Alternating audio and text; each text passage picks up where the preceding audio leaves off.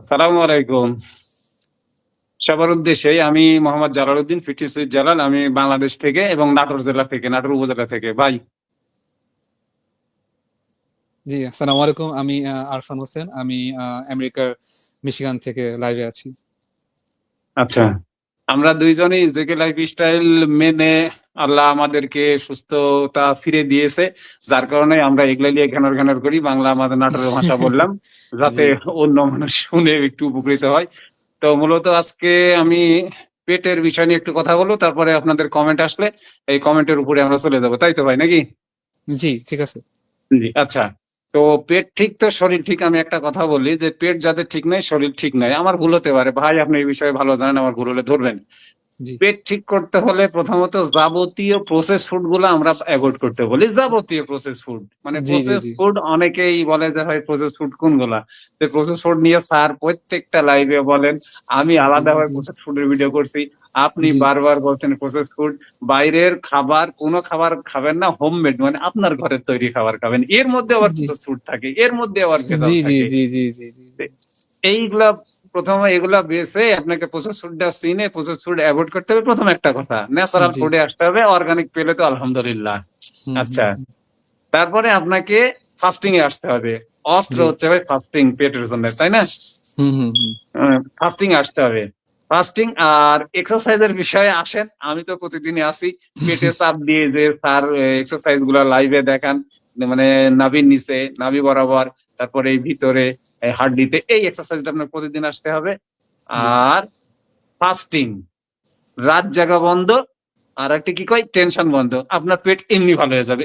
অল্প যাদের সমস্যা আছে, জি জি জি। এমন না ভাই, মোটামুটি যাদের অল্প হ্যাঁ, আপনি সমস্যা আপনি আছে। মোটামুটি আসলে সবগুলো পয়েন্টে বলে ফেলছেন যে আমাদের মেইনলি যে গ্যাস্ট্রিক বা অ্যাসিডিটির সমস্যা হয় এইটার মূল এক নাম্বার কারণ হচ্ছে হলো বাজে খাবার।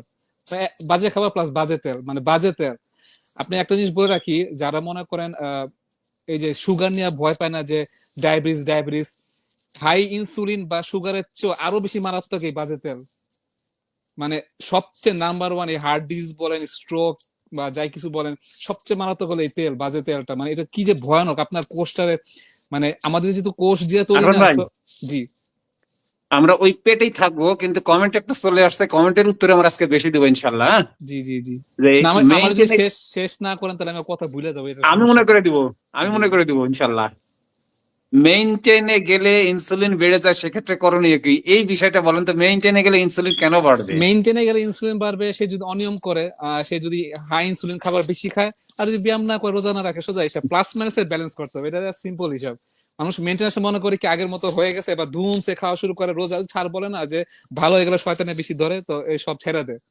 ছেড়ে দেওয়ার কারণে রোজা ছাড়ে, ব্যায়াম ছাড়ে, সবকিছু মানে করতে হবে আর কি আগের মতো সেম। মানে এটি। ওই জায়গায়, ওই যে স্যারের কথাটা আপনি রিপিট করলেন, সেখানে যদি ইনসুলিন বেড়ে যায়, এই কাজগুলো যদি আমি করি, এবং জি খাবার এবং কাজ দুইটা না ভাই, জি জি খাবার জি। এবং কাজ, কাজ বলতে রাত জাগা বলছি, টেনশন হ্যাঁ করা হ্যাঁ বলছি, হ্যাঁ আর প্রসেস ফুড বা সুগারি ফুড গুলা বেশি খেলে ইনসুলিন হ্যাঁ, বেড়ে যাবে। বেড়ে যাবে। এটাই তো যদি কারণ। বার্ন আচ্ছা, না করে, হ্যাঁ, প্লাস মাইনাস যদি ব্যালেন্স না করে হবেই। অনিয়ম করলে হবে, এটা অনিয়মের কারণ আর কিছু না। আচ্ছা, ওই যে ভাজা পোড়া খায়, এখন ভাজা পোড়ার জান আপনি, জি ভাজা না, পোড়া খাওয়ার কথা পেট বলছিলেন। মানে পেট, মানে অ্যাসিডিটির সমস্যাটা মেনলি হলো মনে করেন, এই যে ওই যে তেলের কথা বলছেন, ওই যে মনে পড়ছে যে আপনি আটকে দিয়েন না, মানে হুম হুম। ওই হার্ট ডিজিজ আর কি, স্ট্রোক, হার্ট ডিজিজ বা স্ট্রোক যা হয় মনে করেন সুগারের চেয়ে বেশি আপনার ভয়ানক হলো এই বাজে তেল। মানে আমরা অনেকে কিন্তু ওজন কমাইতেছি, কিন্তু ম্যাক্সিমাম বাসায় এখনো সয়াবিন তেল, বাজে তেল, শুধু সয়াবিন না, মানে এই সিড অয়েল।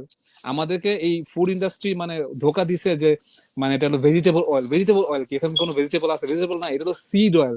মানে প্রত্যেকটা বীজের চাইপা এটার আরো হেক্সেনের মাধ্যমে বা কেমিক্যাল ইন্ডাস্ট্রি অমুক তমুক করে, মানে এটা যা থাকে, এটা যদি মানুষ বুঝতো ভাই, গলায় মানে মাথায় পিস্তল দিয়ে খাওয়াতে পারতো, এখন মানুষ কিন্তু আরামসে খাইতেছে। ওয়াই? বিকজ যা সস্তা।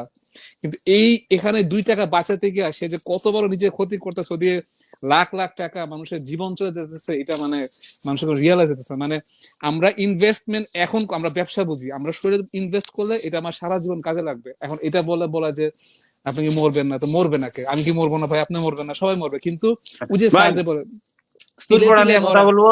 একজন কমেন্ট করছে চুল পড়া নিয়ে কথা বলবেন ইনশাল্লাহ, আপনি চালাই যান, আপনি চালাই যান। মানে যে মরবো তো আমি আপনি সবাই মরবো।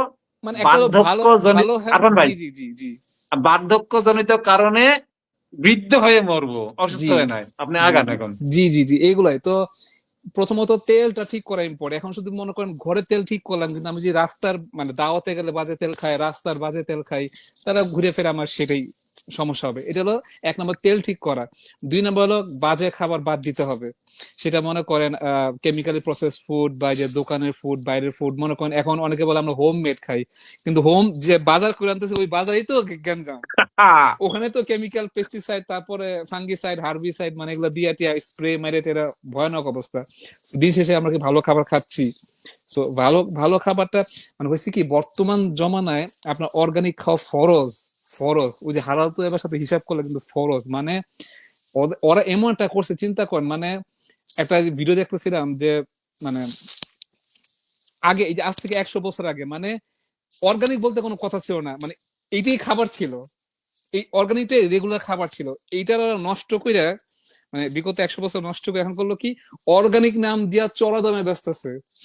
খারাপ খাবার গুলা সাপ্লাই দিয়া ওইটাকে মানুষকে সস্তা নামে অভ্যস্ত করে এখন অর্গানিক নাম দিয়া বেচতেছে। তো জিনিসটা কি হলো, মানে অর্গানিকটাই জীবন ছিল, এখন অর্গানিকটা হয়ে গেছে স্পেশাল। এটা হলো এক ধরনের মানে সিস্টেম আর কি। সো এই বর্তমান সময় আপনার অর্গানিক খাবার খাওয়া ফরজ, ওই হালাল তো এবার সাথে হিসাব করে। কারণ আপনি যে বিষ খান, আল্লাহ যেহেতু বলছে নিজের আত্মহত্যা করে আছে, এটাকে এক ধরনের কিন্তু কাইন্ড অফ ওই হিসাব করে কিন্তু আত্মহত্যা, যে আপনি নিজে ইচ্ছা করে নিজের ক্ষতি করতেছেন বা মৃত্যুর দিকে নিজেকে ঠেলে দিচ্ছেন। প্লাস আপনার ইবাদতে ক্ষতি হবে, নষ্ট হবে, এগুলো আর কি। এই তো খাবার ঠিক করলে দেন, দেন হলো আরেকটা, পেট ঠিক করার জন্য আপনি মানে ঘুমানোর কমপক্ষে 3 ঘন্টা আগে খাইতে হবে। বাংলাদেশের ম্যাক্সিমাম মানুষের এই সমস্যা, মানে দাওয়াতে গেলে রাত 11টা পর্যন্ত দাওয়াত টাওয়াত খায় বাসায় আসবে, চিত হয়ে শুয়ে পড়বে। তো ওই খাবারটা হজম হইতে মিনিমাম 3 ঘন্টা লাগবে না? ও তো উপরের দিকে উঠবে ঠাস করে। সকাল উঠা বুকে ব্যথা, মানে এই অ্যাসিড মানে অ্যান্টাসিড অমুক তমুক অবস্থা খারাপ হয়ে যায়। সো আপনাকে একটু এটা ব্রেক করি ভাই। ভাই ভুলে মানে যাবো, একটু, প্লিজ ভুলে যাবো। না না আমি ওখানে আসতেছি। এই যে এক ভাই সৈয়দ আহমেদ খান বলছেন রাত জায়গেন না ভাই, আমাদেরকে বলেছে, আমার কথা বলেছে, জি আপনার তো জি দিন। তো জি জি আমি জি। 9টা না ক্রস আমরা করবো না, এক ঘন্টা, 1 ঘন্টার মধ্যে শেষ করে দেবো। 1 ঘন্টা। তো আর আপনি যেটা বললেন যে এই রাত্রে দাওয়াত খাই আছে সকালে এই অবস্থাতে, বেশিরভাগ দেখেন অঘটন ঘটে রাত্রে ঘুমের মধ্যে। খাওয়া হ্যাঁ দাওয়া লোড করে নিয়ে সব হ্যাঁ হ্যাঁ হ্যাঁ স্ট্রোক বলেন, গ্যাস কম করেন, ঘুমের মধ্যে হয়। হ্যাঁ হ্যাঁ হ্যাঁ, এটা একটা এইটা অনেক বড় মনে একটা করার জন্য কারণ। আপনি জি জি বলেন, জি, হ্যাঁ এটা এখন অনেক আবার। বড় একটা কারণ। সো মানে এটা আমি অনেকগুলা মানুষের থেকে শুনছি ভিডিও দেখা, যে মানে কারোর শরীরে যদি ভয়ানক ক্ষতি করতে হয়, সে খাওয়ার সাথে সাথে শুয়ে পড়বে। এটা খুব ভয়ানক একটা জিনিস, মানে ডিজাস্টার। মানে অথচ বাংলাদেশে এমন একটা কালচার তৈরি হয়ে গেছে, মানে মাগরিবের পরে খাওয়া শেষ করবে এটা না, মানে মানে বিদেশে কিন্তু এটা অনেকে করে, অনেকে করে, কিন্তু বাংলাদেশে এই কালচারটা একদমই নাই, একদমই নাই। মানে কেন আমরা কি চেঞ্জ করতে পারি না, যে আমাদের মাগরিবের পরে খাওয়াটা শেষ করে দাও? তো যান, সমস্যা নেই, কিন্তু মাগরিবের মধ্যে খাওয়াটা শেষ করে দেন, আপনার গল্প করেন, আর গল্প করার পরে লাগলে পানি খেয়ে চলে আসলেন, বা বাসায় এসে পানি খান, পানি খেয়ে দোষ না, কিন্তু এটা খুবই খারাপ একটা জিনিস। আর এগুলা ঠিক থাকলে, আর টেনশন করলে অবশ্যই যেটা বলেন, যে টেনশন করলে, কারণ স্ট্রেস এমন একটা জিনিস, মানে বডিতে যে ফাইট এন্ড ফ্লাইট রেসপন্স শুরু হয়, প্যারাসিম্পেথেটিক অ্যাক্টিভিটি শুরু হয় বা সিম্পেথেটিক অ্যাক্টিভিটি শুরু হয়, তো যার কারণে তখন আপনার বডি ওই কোনো কিছু কাজ করতে পারে না, তখন আপনার অ্যাসিডিটি হবে, মানে এই গ্যাঞ্জাম গুলো হবে, আপনার ডাইজেশন হবেই না। ওই যে স্যার মানে কুকুর দৌড়ালে যেরকম আর কি, মানে আপনার ডাইজেশন হবেই না। তো অ্যাসিডিটি মানে হবেই এইগুলা জিনিসগুলো। আর আরেকটা কারণ আপনার অ্যাসিডিটি হবে, যদি আপনার পেট ক্লিয়ার না থাকে, কনস্টিপেশন থাকলে অ্যাসিডিটি মাস্ট হবে এটা। আচ্ছা, এখন আমরা এর সমাধান কি মানে মেডিকেল ইন্ডাস্ট্রি কি সমাধান দিল? গ্যাস্ট্রিক ওষুধ খাও। এইটা মানে মরার উপরে খাড়া খাক, মানে আরো শেষ করার মানে পরিণতি। এটাকে বলে রুট কজে না যায়, মানে যেটা মেইন কারণ, এই যে যা যা বললাম এতক্ষণ, এগুলো ঠিক না করে আপনি যদি মানে অ্যান্টাসিড খান, আপনি আরো এই জিনিসটা সাময়িক ভালো লাগবে, কিন্তু লং টার্ম আপনাকে শেষ করে দিচ্ছে। কারণ আল্লাহ তাআলা এই শরীরে কোনো কিছু মানে ফাও ফাও মানে আজেরা দেয় নাই, কোনো কিছু একটা কারণ আছে। এই যে একটু, হাইড্রোক্লোরিক অ্যাসিড হ্যাঁ, যে দিছে, না একটু ভাই আমি শেষ হাইড্রোক্লোরিক করি। অ্যাসিড। আরমান ভাই, আপনি কোটি আবার নিয়ে আসবে। এই 14 বছরের অ্যান্টাসিড আমি মুখে রাখছিলাম, তাহলে আমার পেট আছে, হাইড্রোক্লোরিক অ্যাসিড আছে, পেট জি আছে। জি জি জি, বলেন এবার ওইটাই হাইড্রোক্লোরিক ওইটাই অ্যাসিড ওইটাই নিয়ে বলেন। হাইড্রোক্লোরিক অ্যাসিড মানে এতটা ইম্পর্টেন্ট, মানে আপনি যদি মানে মানে কি বলবো, লোহাও খান, লোহা হজম হয়ে যাবে এমন এক জিনিস, মানে একদম এটা পিএইচ সম্ভবত 1 2 3, মানে প্রচন্ড অ্যাসিডিক। যাই খান একদম শেষ করে দেবে। এটা কারণ কি, ওটা ওইটা শেষ করে মানে অ্যাবজর্ব করে দেন এটা পুষ্টিটা পৌঁছায় দেয়। যারা অ্যান্টাসিড খায়, এটা যে এই যে অ্যাসিডিটি কমায়, মানে এই হাইড্রোক্লোরিক অ্যাসিডটা কমায় দিল, তার পুষ্টি খাবার হজম হবে না, মানে খাবার থেকে পুষ্টি হবে না, সে দিন দিন দুর্বল হবে, দুর্বল হবে, দুর্বল হবে, নেতায় পোতায়, সালে ল্যাঙ্গুয়েজে বলতেছি, নেতায় পোতায় শেষ একদম। আহ, এখানে তো একটা প্রশ্ন আসছে ভাই, ডোপামিন এডিকশন থেকে মুক্তির উপায় কি? Healthy life style. বলেন হ্যাঁ, তো আপনি একটু এখন। মানে মানে এই শেষ হয়ে যাবে তো এইভাবে আর কি। ভুলে গেলাম কি বলতেছিলাম। ওই যে নেতাই পুঁতে যাবে, অ্যান্টাসিড খায়া হ্যাঁ, খায়া পেট নষ্ট করবে, অ্যান্টাসিড খাইলে, পুষ্টি জি জি শোষিত জি হবে না। জি, প্রসেস হবে না। সো এইটা খুবই ক্ষতি আর কি। মানে অ্যান্টাসিড খাওয়া কোনো দরকারই না। আপনি হ্যাঁ মানে সাময়িক, হ্যাঁ ইমার্জেন্সি খুব বেশি খারাপ লাগে, আপনি ইমার্জেন্সি একটা দুইটা খান, কিন্তু এটা রেগুলার করা যাবে না। আপনি রুট করতে যান না কেন হইতেছে, আপনি রাত জাগা বন্ধ করেন, খাবার ঠিক করেন, দেন এই সমস্যাগুলো হবে না। এই জন্য এই যে আপনি সাপ্লিমেন্ট খান, যারা সাপ্লিমেন্ট খায়, ওই যে আগে লাইভেও সেদিন গত সপ্তাহে বলছিলাম যে যাদের রিয়াকশন হয় এগুলা খায় নিশ্চয়ই পেটের সমস্যা আছে, আপনার গার সমস্যা। তারপরে মনে করেন অ্যাপেল সাইডার ভিনেগার, আপনি এটা কেমনে সমাধান করবেন, অ্যাপেল সাইডার ভিনেগার খেয়ে ঠিক করবেন। গাট ব্যাকটেরিয়া, ও আচ্ছা, অ্যান্টিবায়োটিক কথা চলে আসলো।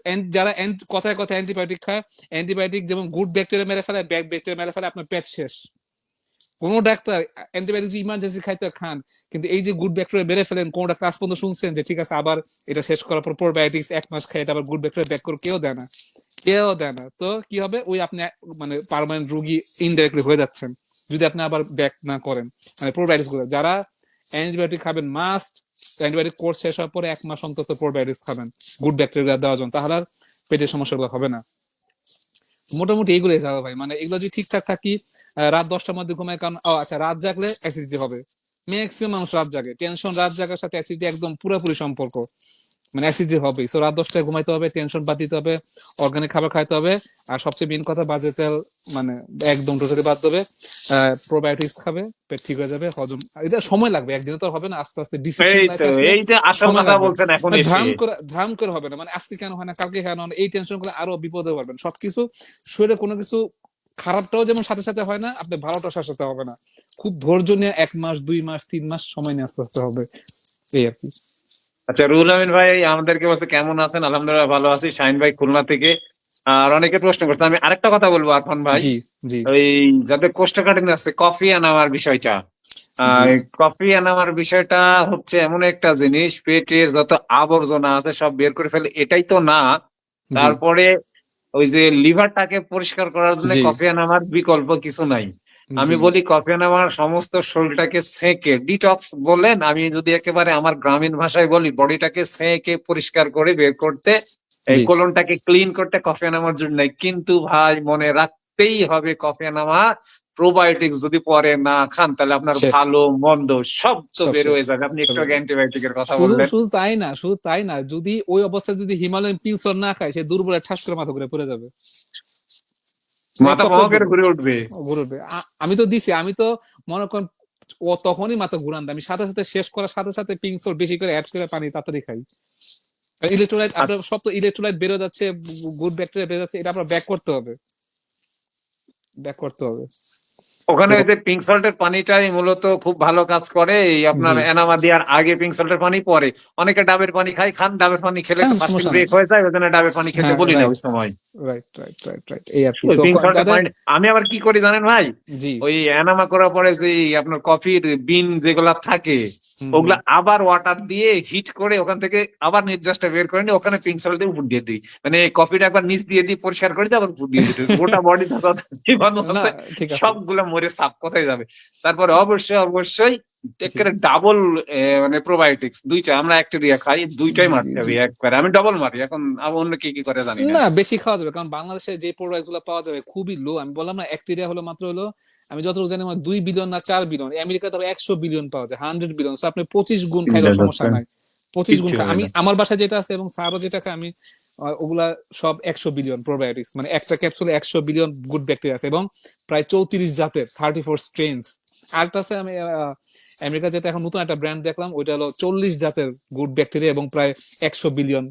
তো একশো চিন্তা বিলিয়ন করছেন। আপনারা এটা বাংলাদেশে নাই। বাংলাদেশে আমি যতটুকু জানি 20 বিলিয়ন পর্যন্ত বেরোয়েছে মনে হয়, 3টা 4টা ধরনের, কারণ এক একটা গুড ব্যাকটেরিয়া আপনি এক একটা কাজে লাগে।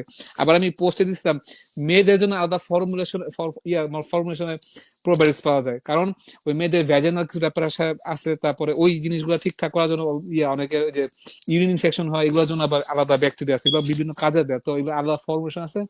আমি পরিচিত করাচ্ছি মানুষকে, আমার উদ্দেশ্য সাপ্লিমেন্ট বিক্রি করা না, আমি নিজে বিক্রি করি না। আমি চাই পরিচিত হোক, যখন ডিমান্ড হবে তখন কোম্পানিগুলো, বাংলাদেশের কোম্পানিগুলো ওই ডিমান্ডের কারণে আশা করি একটা সময় টুডে টুমোর আসবে, এটাই। আচ্ছা, আর নয়, একজন বলছেন যে কফি আনামা করার পর কি খাবো ভাই, আমার একটা সুন্দর বিস্তারিত ভিডিও আছে 22 মিনিটের, এখানে মেইনলি গ্রিন জুসের কথা বলা হয়েছে কফি আনামা জি করার পরে। এখানে কোনো অ্যাসিডিক ফুড নিবেন না, জি, সবুজ শাকসবজি সালাদ এগুলা নিয়েই ওই দিনটা পার করার চেষ্টা হালকা করবেন। হালকা লাস্ট হালকা খাবার, একদম লাইট খাবার, কোনো ভারী খাবার পেটে চাপ দেওয়া যাবে না। আচ্ছা, মাসুম রানা বলছেন 150+ কফি আনামা করছে, ভাই আমারও হয়ে গেছে মনে হয়, এটা কোনো বিষয় না। যাক, আরেকটা প্রশ্ন ভাই, জি দেখেন আমাদের বিষয়, আমার হজমে অনেক দিন হলো দেখতেছি মাংস খেলে মাংস বেরিয়ে আসে, বুঝছেন, হজম হয় না। হুম আচ্ছা, হুম। কোষ্ঠকাঠিন্য হয়, পাতলা পায়খানা, কি কোষ্ঠকাঠিন্য হয়ে পায়খানা হয়, কোষ্ঠকাঠিন্য হয়ে কিন্তু টয়লেট হয়, কি সমস্যা বুঝতেছে না। তার মানে ভাই ওখানে কি আছে বলেন তো, মাংস খেলে মাংস হজম হয় না, এটা বলেন তো একটু।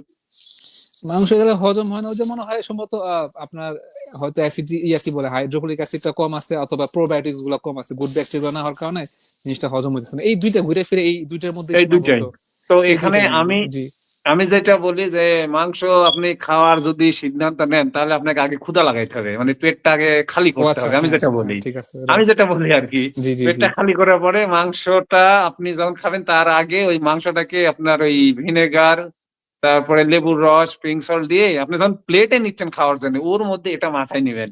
জি আর প্রথমে সালাদটা খেয়ে নেবেন, তারপরে এটা খাবেন, তাহলে হবে। আর মাংসটা রান্না করবেন স্লো হিটে, একদম স্লো হিটে, অনেকক্ষণ ধরে নরম করে, যাদের পেটের সমস্যা আছে। এই তো।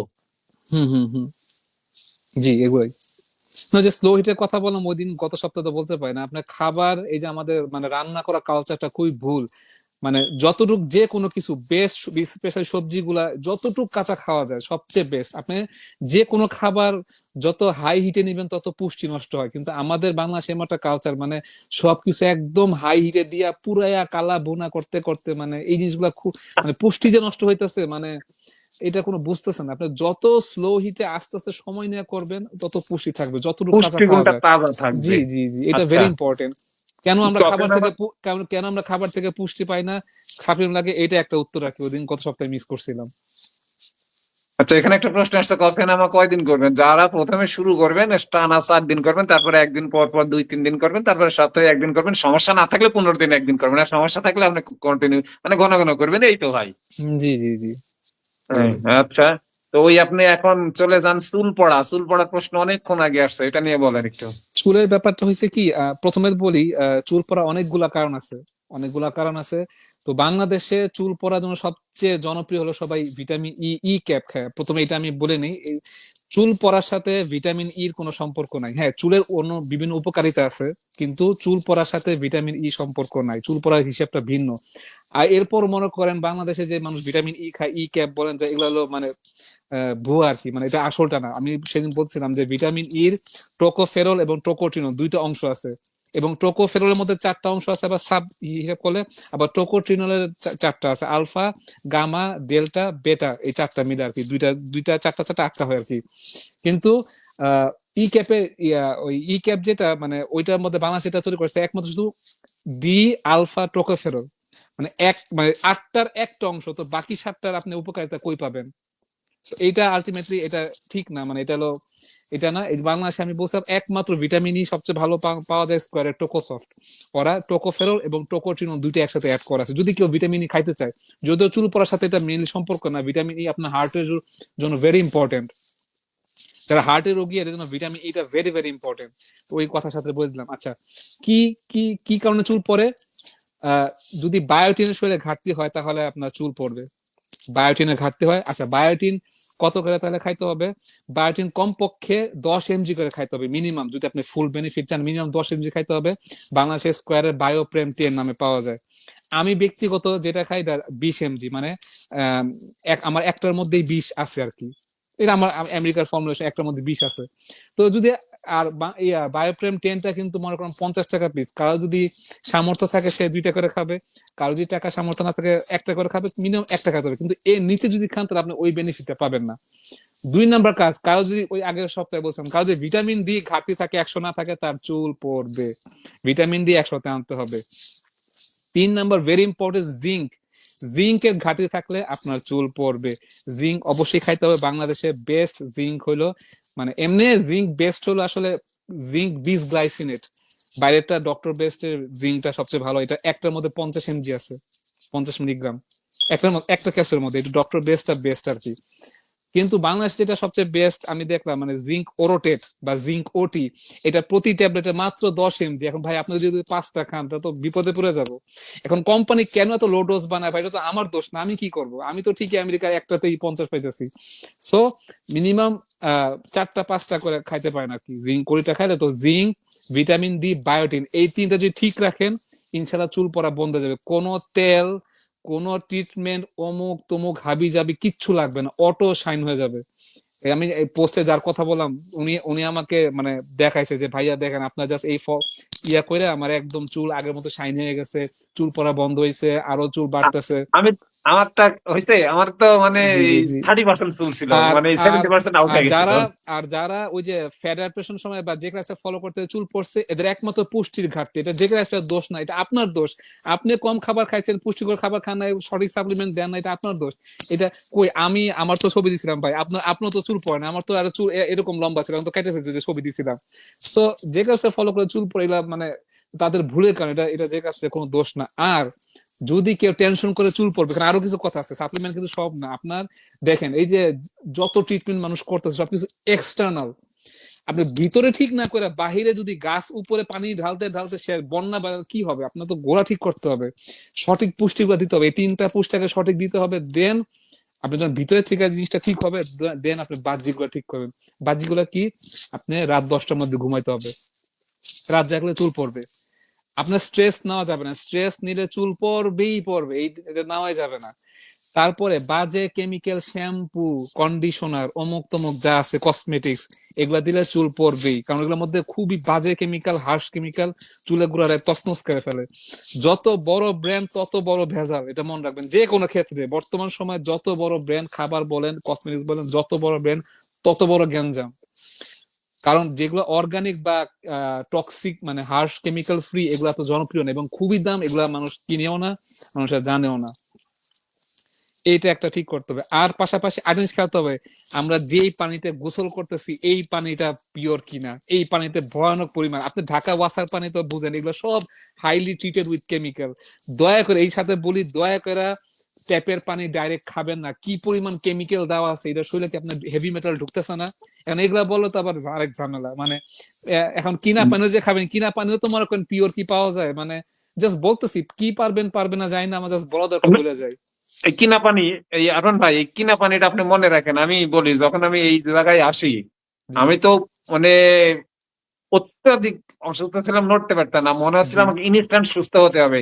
তখন পানির উপরে ভিডিওটা শুনলাম, তখন এই যে আপনার কথা মনে হলো, কিনা পানি আমি খাইয়েছি, কিন্তু ওইখানে অ্যাসিড পানিতে পরিপূর্ণ থাকে। আমার যে বুকের জ্বালা পোড়া ছিল, ওই কিনা পানি খায় একটুকু জানি, পরে আরো ফিল্টার যখন ইনস্টল করলাম, আরো জি ফিল্টারের জি পানি জি। খাওয়াতে এটা মানে 15 আমি দিনের মনে মধ্যে করি আমার কেউ বুকের যদি জ্বালা চলে গেছে। কেউ যদি স্বাস্থ্যের জন্য ইনভেস্ট করতে চায়, বা মানে পানির উপর ইনভেস্ট করাটা ভেরি ইম্পর্টেন্ট, কারণ পানি আপনি সারাক্ষণ খাচ্ছেন। আমি আমি এই জিনিসগুলো জানতাম না, আমিও কিন্তু আমেরিকাতে আগে ট্যাপের পানি খেতাম। এটা জানার পর থেকে আমি এই স্প্রিং ওয়াটার ছাড়া কোনো পানি খাই না। যারা বিদেশ প্রবাসী থাকেন তাদেরকে বলতেছি, দয়া করে আপনারা স্প্রিং ওয়াটার পানি খাবেন। আর একটা পাওয়া যায় পিউরিফাইড ওয়াটার। পিউরিফাইড মানে কি?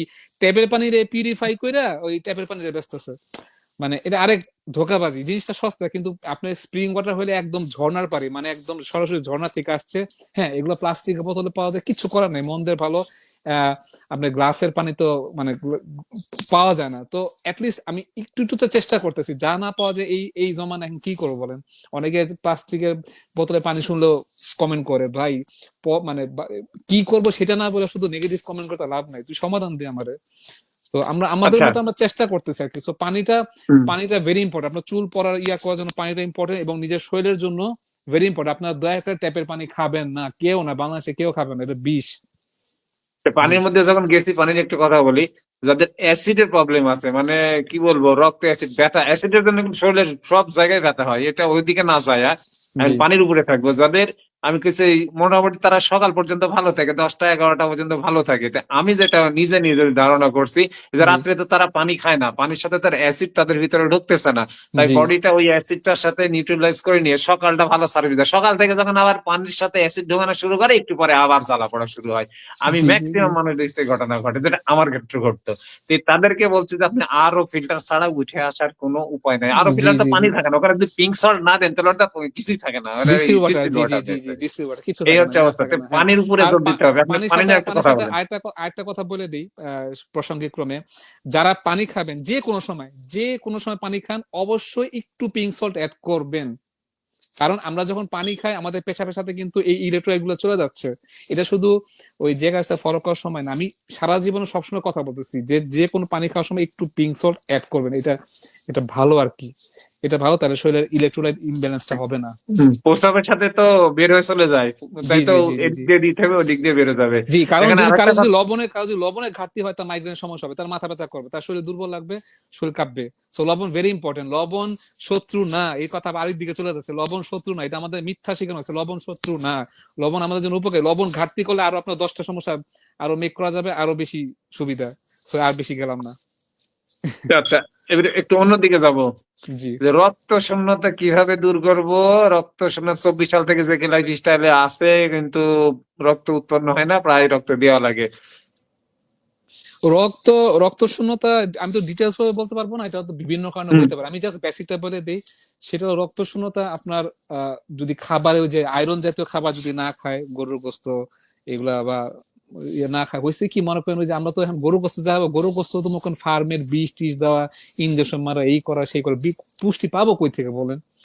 মানে একটা মাঠে চড়া ঘাস খাওয়া গরু পাবো কই, আর পাইলেও দাম বেশি, কয়জন এফোর্ড করতে পারে? সব মিলা মানে পুষ্টিটা ইম্পর্টেন্ট। আচ্ছা, তো পোস্টে বলছিলাম রক্ত শূন্যতার জন্য এখন সাপ্লিমেন্ট ছাড়া দিন শেষে উপায় নাই। যদি কেউ গরুর গোস্ত খাইতে পারেন ভালো, অর্গান মিট, কলিজা টলিজা আছে বা এগুলা ভেরি ইম্পর্টেন্ট, এগুলোর জন্য ইয়া হয়ে যাবে, আয়রনের পূরণ হবে। আর যদি সাপ্লিমেন্ট চান, আমাদের একটা ভুল ধারণা আছে যে রক্ত শূন্যতা শুধু আয়রন খেলাবে, না, এটা ভুল। আয়রনের জন্য 3টা মিল আয়রনে কাজ করে। আয়রন, ভিটামিন বি9 যেটা মিথাইল ফোলেট, আর হলো ভিটামিন বি12 মিথাইল কোবালামিন, এই 3টা একসাথে মিলে আপনার লৌহ কণিকা, রেড ব্লাড সেল তৈরি হয়। সো এই 3টা আমি ইম্পর্টেন্ট। শুধু আমি আয়রন খাইলাম তাতে আলটিমেটলি কোনো বেনিফিট হবে না। 2 নম্বর কথা হলো, বাংলাদেশে আয়রন ভালো কোনো আয়রন নাই। আয়রনের বেস্ট হলো আয়রন গ্লাইসিনেট। ডক্টর বেস্টে আয়রন গ্লাইসিনেট পাওয়া যায়, নাওয়ের আয়রন গ্লাইসিনেট পাওয়া যায়। বাংলাদেশে আয়রন গুলো পাওয়া যায়, এগুলো খুব লো কোয়ালিটি।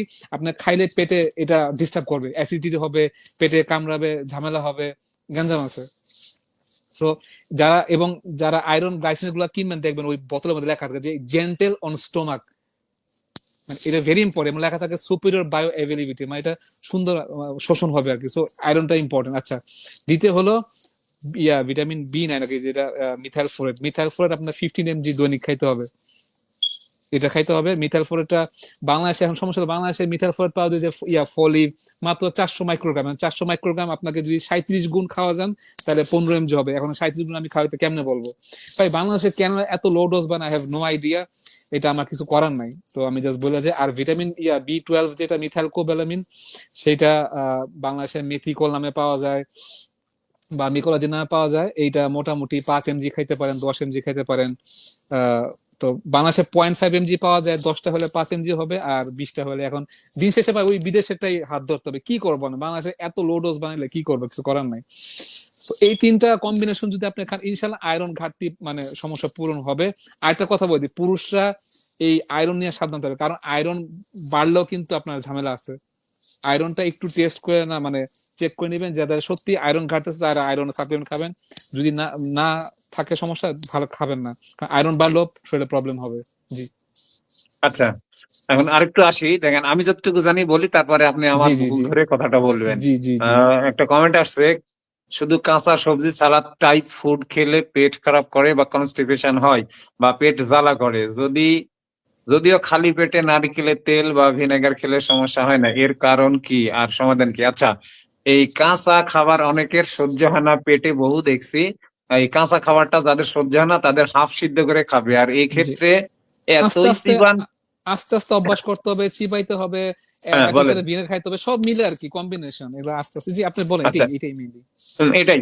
আর মানে এই যেটা বলছিলাম যে সিবায়া সিবায়া সিবায়া, মানে জাবর কাটা, আমরা গরু হ্যাঁ মহিষের জাবর কাটা হ্যাঁ দেখি, হ্যাঁ তাদেরকে হ্যাঁ জাবর কাটার মতন এই জাবর কেটে কেটে খাইতে হবে। আর হ্যাঁ সবচাইতে বড় কথা, যে এই খাবারগুলা ওই স্যার খাইতে বলেন, আরফান ভাই বা আমিও বলি, জি এই সবগুলাই যে আপনাকে খাইতে হবে এমন না। যেইটা আপনার পেটে সহ্য হবে বা যেটাতে আপনি কমফোর্ট ফিল করবেন ওইটা দিয়ে খাবেন। আস্তে আস্তে পেটের পরিবেশটা ভালো হবে, আস্তে আস্তে আস্তে আস্তে আপনি জি সব জি জি খাবার না, আপনি খাবেন। একটা মূল গুরুত্বপূর্ণ পয়েন্ট বলছেন, আমি ভুলে গেছিলাম। এই যে চাবানো, মানে গ্যাস্ট্রিক আরেকটা বড় কারণ আমরা চাবায় খাই না। চাবানোটা ভেরি ইম্পর্টেন্ট। মানুষের ভুল ধারণা পেটের ডাইজেশন হয় না, এটা রং। পেটের ডাইজেশনের মূল শুরু হয় মুখের থেকে শুরু হয়। আপনি মুখের কাজ না করে ধাম করে পেটে পাঠায় দিন, তাহলে পেটে তো ও তো এটা করার মতো সে রেডি না। এটা তো সে তৈরি করে না, আগে এখান থেকে শুরু হবে, এইটার কাজ শেষ করার পর ওইটাকে প্রসেস করে আল্লাহ পেটটাকে ওভাবে বানাইছে। So digestion starts from here. এই যে প্রোবায়োটিক্সের মধ্যে একটা বাংলাদেশ থাকে না, এখানে থাকে আর কি, মানে এনজাইম, এই এমাইলেজ এর কাজ হলো শর্করা ব্রেকডাউন করে। এটা হলো স্যালাইভা, এই যে লালার মধ্যে থাকে। আপনি যত লালা দিয়ে মিশাইবেন চাপাবেন তত বেশি এটা মানে ওই ব্রেকডাউন হয়ে এটা অ্যামাইলেজ তো ব্রেকডাউন করে জিনিসটা হবে, তখন আপনি গিলবেন। ওইটা পেটে আরামসে। আপনি ব্রেকডাউন করে না তো পেটে যায় তো বিরক্ত, যে কি তুই ব্রেকডাউন হয়ে আসিস না কেন, এখন এই যে গ্যাঞ্জাম শুরু হয়ে গেল। এই আর কি, চাবানো ভেরি ইম্পর্টেন্ট। আপনি পানি করা দরকার নাই, কিন্তু যত ম্যাক্সিমাম চাবানো যায়, যতটুকু ম্যাক্সিমাম। মানে যাদের ওই সমস্যা মুখে বেশি দিলাম আছে। গিললাম, মানে মুখে দিলাম গিলে ফেলাম না। বিশেষ করে যারা কর্মব্যস্ত জীবন, যারা অফিস আছে এই আছে, না আপনাকে এটাকে প্রায়োরিটি দিতে হবে। লাগলে পরে খান, কিন্তু তাও সময় নিয়ে চাওয়া চাওয়া খান। মানে হুলস্থুল জীবন, মানে এটা হয় না আসলে এভাবে। হুলস্থুল জীবন ভাই।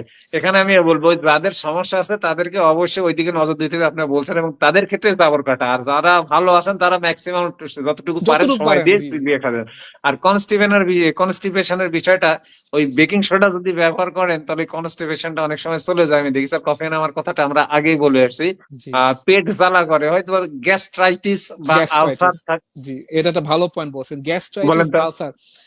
গ্যাস্ট্রাইটিস হলো মানে পেট জ্বালার প্রথম স্টেজ, মানে পেটে জ্বালা করে। এটা যখন গভীরে চলে যায় দেন এটা আলসার ফর্ম হয়ে যায় আর কি, আলসার হয়ে যায়। কারণ ওই যে আপনি দিন শেষে ওই যে অ্যান্টাসিড খাচ্ছেন, আপনি তো রুট কজে যান নাই, ওই ইনফ্লামেশন তো বন্ধ করেন নাই। সো একটা পর একটা যেতে যেতে যেতে তারপরে এই যে এই সমস্যাটা গেল। তো গ্যাস্ট্রাইটিসের সমস্যা ওই যা বললাম ওগুলাই। কারো যদি আলসার হয়ে যায়, সেটার প্রাকৃতিক ট্রিটমেন্ট হচ্ছিল জিঙ্ক কার্নোসাইন খেতে হবে। ডেইলি 2টা করে 3 মাস খাইতে হবে এটা। জিঙ্ক মানে এটা জিঙ্ক একটা স্পেশাল একটা ফর্মুলেশন। এই জিঙ্কটা আপনার যেখানে ক্ষত স্থানে জিঙ্ক কিন্তু একটা, আমি যতটুকু জানি এটা অ্যালকালাইন আর কি। সো ওই ঘাটা আস্তে আস্তে শুকাবে আর কি। আপনি খালি পেটে যদি 3 মাস খাইতে পারেন শুকা যাবে। এইটা কিন্তু ন্যাচারাল জিঙ্ক। কিন্তু এটা না করে দিল অ্যান্টাসিড, মানে অ্যান্টাসিড বা ওই যে প্রোটন পাম্প ইনহিবিটর, মানে সেকলো, এটা যা যা আছে আর কি। তো আমরা যদি ন্যাচারালে যাই আমাদের শরীর উপকার হবে, এই আর কি আচ্ছা এটা। আরফান ভাই, জি এখানে ওই আমি কারো কারো রেজাল্ট এইভাবে ভালো পাইছি যে একদম ইমটি স্টোমাকে যদি কোকোনাট অয়েল ভিতরে ঢুকাই দিতে পারে, জি তাহলে যদি ক্ষত থাকে, আলসার বলেন আর এই যে গ্যাস্ট্রাইটিস বলেন, এখানে জি ভালো একটা বেনিফিট পাওয়া যায়। কি জন্য কোকোনাট অয়েল আপনার ঘা শুকাইতে সহযোগিতা করে আমি দেখেছি জি এটা। জি জি জি মানে প্র্যাকটিক্যালের কথা বলছি, অনেকে জি। পাইছে আমাদের জিনিসটা। এখানে মনে করেন সাপ্লিমেন্ট গুলো অ্যাভেলেবল, তো আমি এই জন্য ওইটা আগে আরামসে ট্রাই করছি। আমি আমার আমার আপনাকে হেল্প একটু, হয়েছে আর কি। আপনাকে বলি, আপনি সাপ্লিমেন্ট বিষয়ে যথেষ্ট নলেজ অর্জন করছেন, তার জন্য আপনাকে আমি ধরছি যে আমার যারা পেজের ফলোয়ার আছে তাদের সাপ্লিমেন্ট নিয়ে কাজ হবে, যাদের এই ন্যাচারালি হচ্ছে না।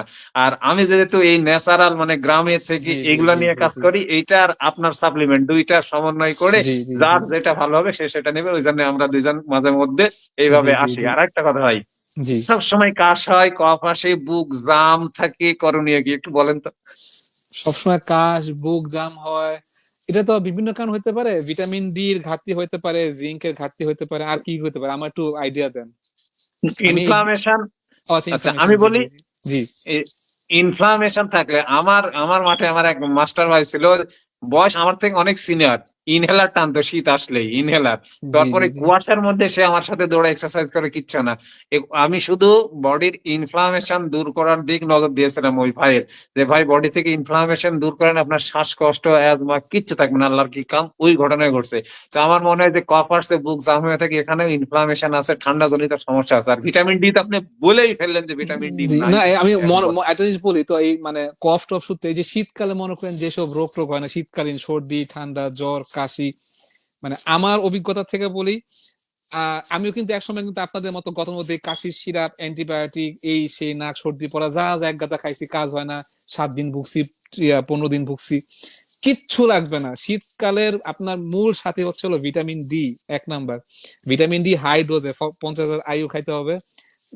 ভিটামিন ডি হাই ডোজে প্লাস জিঙ্ক, এই দুইটা আর ভিটামিন সি এটা চেষ্টা করবেন লেবু বা ওই খাবার থেকে, কারণ ভিটামিন সি অ্যাসকর্বিক অ্যাসিড কিন্তু রিয়েল না, এটা হলো ভুয়া ভিটামিন সি। সিবিট বাদ দেন, সিবিটের আরেক কথা চলে যাব, ওইটা রিয়েল না, ওটার মধ্যে ভেজাল আছে, চিনি অ্যাড করা আছে বা আরো ঝামেলা আছে। ওটা না, আপনি প্রাকৃতিক থেকে ভিটামিন সিটা আমি সবসময় লেবু থেকে, ক্যাপসিকাম থেকে, টক ফল থেকে নেওয়ার চেষ্টা করি। এটা সাপ্লিমেন্টে যায় না, কারণ এটা সাপ্লিমেন্ট ওই রিয়েল ফুড ছাড়া ওই যেটা বানায় সেটা ঠিক না আর কি।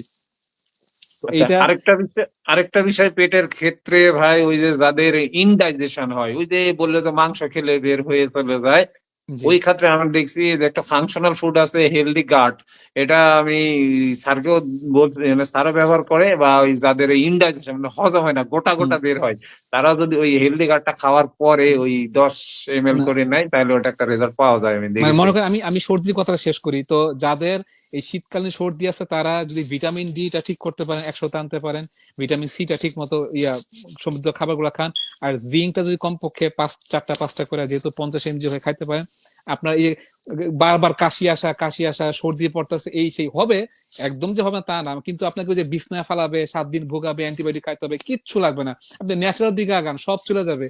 এই যে আমি মনে করেন এই যে খাই না, আমার আমার এখানে -15-20 হয়, আজকে আলহামদুলিল্লাহ 3-4 বছর হয়ে গেছে, আমাদের কারো সর্দি কাশি ঠান্ডা কিচ্ছু হয় না, কোনো কাশি কিচ্ছু ওই নাই, যে কোনো অ্যান্টিবায়োটিক কিচ্ছু ভিটামিন খাইতে হয় না। ভিটামিন ডি 150 করে রাখছেন যে। জি জি জি, আর জিঙ্ক, আমি কিন্তু জিঙ্ক সবসময় বাসা থাকে, আমি মানে আমার বাসা মানে কয়েকটা সাপ্লিমেন্টে সারা 365 দিন থাকে, ভিটামিন D3K2 একটা হিসেবে বললাম, D3K2, তারপর হলো ম্যাগনেসিয়াম, জিঙ্ক, বায়োটিন, ওমেগা 3, এই কয়টা আমার সারা বছর থাকে। আচ্ছা, আপনার ভাই এখানে ওই যে গাট ফাংশন ভালো রাখার জন্য যে ফার্মাসিতে প্রোবায়োটিক্স পাওয়া যায়, ওই যে বললামই তো, আমি ভালো খান সমস্যা নেই ভালো, কিন্তু হ্যাঁ, এটা বাংলাদেশে তো হাই আমি হাই সাধারণত পাওয়ারের নাই।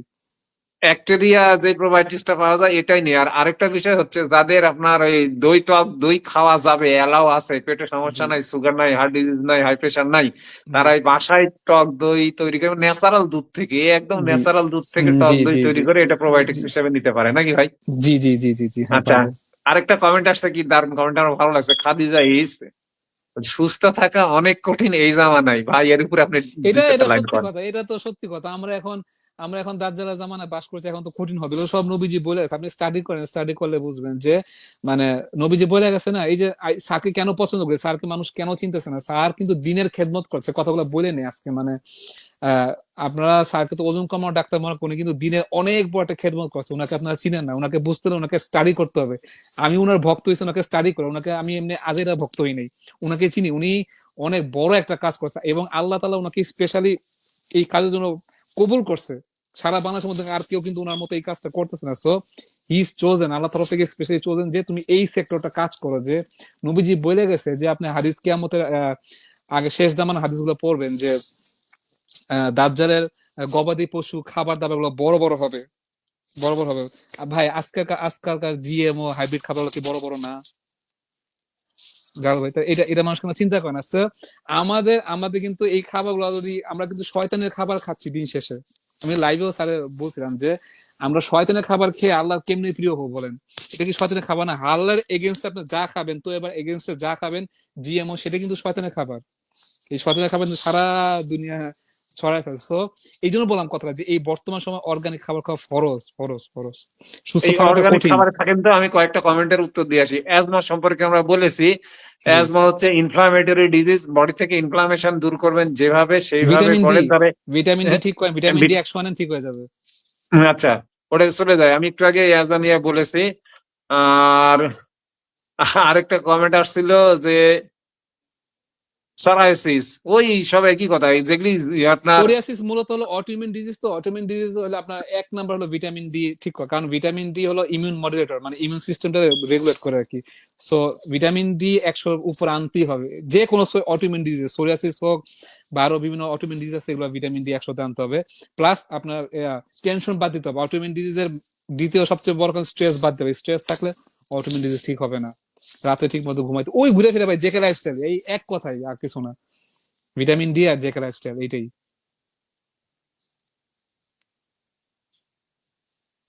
এখন দেখেন, জি। এই ভিটামিন ডি নিয়ে যখন আপনি কথা বলছেন, আপনি আরেকটু বলেন। একটা কমেন্ট আসছে যে ভিটামিন জি। ডি অতিরিক্ত খেলে কিডনিতে পাথর হয়। এই যে ম্যানাকুইন কে টু, এটা নিয়ে ক্লিয়ার করেন তো ভাই হ্যাঁ, আবার। ওই গত সপ্তাহে বলছিলাম, তো আবারও বলি যে ভিটামিন ডি এবার 150 পরে গিয়ে মূলত টক্সিসিটি শুরু হয়, 150 আগে টক্সিসিটি শুরু হয় না।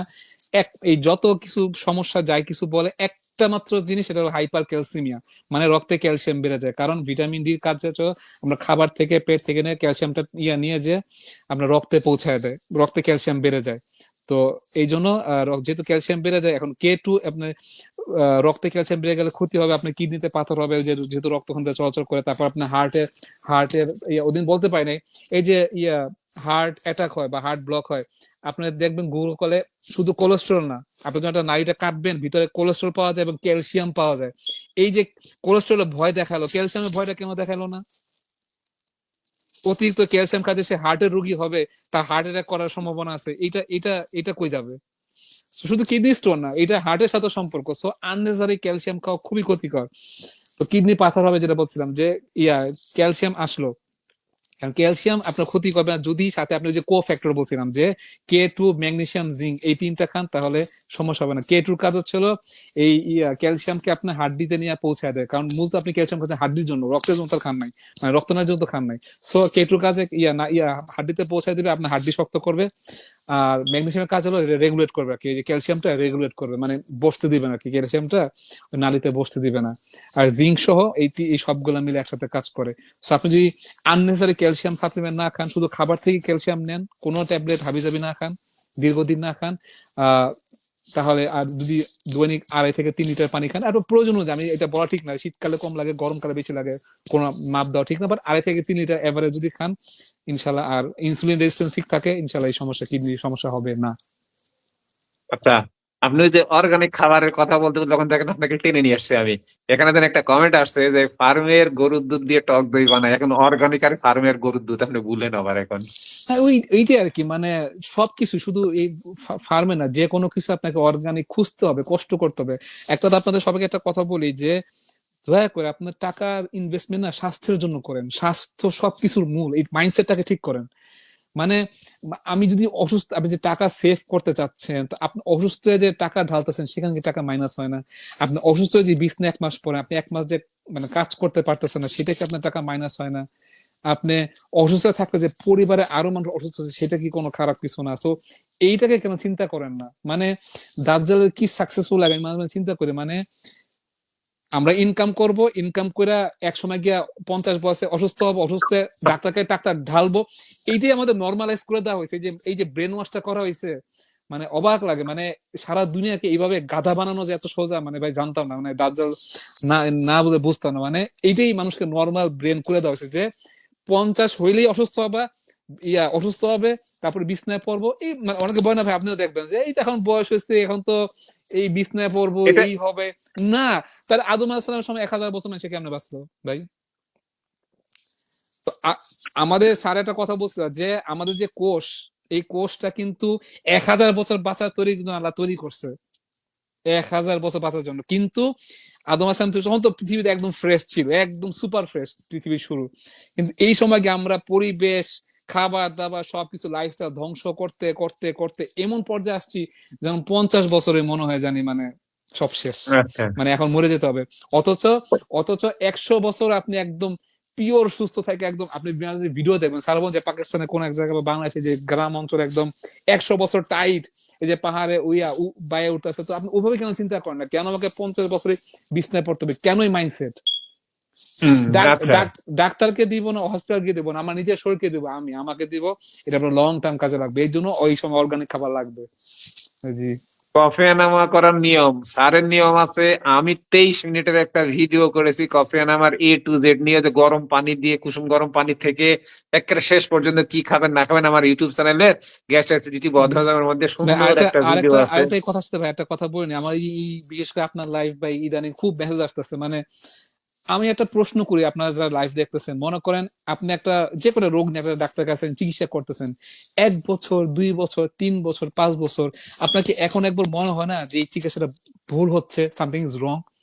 আপনাকে কেন 20 বছর যাইতে হবে যে বুঝতে, রিয়ালাইজ করতে যে আমাকে ভুল চিকিৎসা দেওয়া হচ্ছে, আমার বাবা হোক, আমার মা হোক, আমার নিজের হোক, আমার সন্তানের হোক, আমার শ্বশুর শাশুড়ি হোক, কেন মনে হচ্ছে মানে মানুষ কেন বুঝে না যে আমার কিছু কিছু মেসেজ আছে, ভাইয়া আমি এই আমার শরীরে এই সমস্যা, আমি 5 বছর এই চিকিৎসা করছি, এখন কি চিকিৎসা ফলো করব? তো কবে করবা তুমি? কবে করবা? কবরে যাওয়ার পর নাকি সমস্ত জমি জমা বিচ্ছা, তারপরে আত্মীয় স্বজন হারাইয়া তারপর বুঝবা? না এই আমার খুব রাগ উঠে, মানুষ কেন বুঝে না? ব্রেনটা এত, সয়াবিন তেলের ব্রেন কি এতই গোবর হয়ে গেল যে মানে আমারটা চিকিৎসা আমি কাজ করতেছে না, 1 বছর যথেষ্ট সর্বোচ্চ বুঝতে, 6 মাস যথেষ্ট, কেন আমি 5 বছর, 10 বছর, 20 বছর লেগে যায় বুঝতে না? মানে ওই যে ভাই কথা একটাই যে মরার আগের দিন পর্যন্ত ওই হাই প্রেশার ওষুধ খাবেন, তাহলে ওটা মানে ব্যান্ডেড সেট আপ দিয়ে দিয়েছি। আমি আমি বুঝি না আসলে আমার এগুলা। অনেকে বলে যে আমি রাগী ভাই, আসলে মানে এই জিনিসগুলো মানে আপনি যখন অন্তরে বসাবেন না, তখন ব্রেন ঠিক থাকবে না। জিনিসটা এত সোজা না। আপনি যখন এই জগতে ঢুকবেন, হাবুডুবু খাবেন, তখন নিজেকে ঠিক রাখা খুব কঠিন। মানে সব দিকে মিথ্যা মিথ্যা মিথ্যা, মানে কি বলবো আসলে, এর জন্য সহ্য হয় না। কারণ ভাই জি, আর্থাইটিস, জি। বাত ব্যথা, গিরা ব্যথা, এগুলো তো সব ভিটামিন ডি, ইনফ্লামেটরি ডিজিজ। হ্যাঁ ভিটামিন ডি প্লাস ওই যে ইনফ্লামেশন ঠিক করতে হবে, এমনি এগুলো আর ঠিক কি। হয়ে যাবে এটা। এই যে আমার যে চাচা, এই আপনার হাঁটতে পারতো না, মানে কাঁদতেছিল, ওকে আমি 15 দিনে দৌড়াই নিছি, কিছু করি নাই, খালি ইনফ্লামেটরি খাবার গুলা বাদ দিয়ে বডিটা অ্যালকালাইন করে মানে 15 দিনের মধ্যে দৌড়াইছে। আশ্চর্য একটা বিষয়।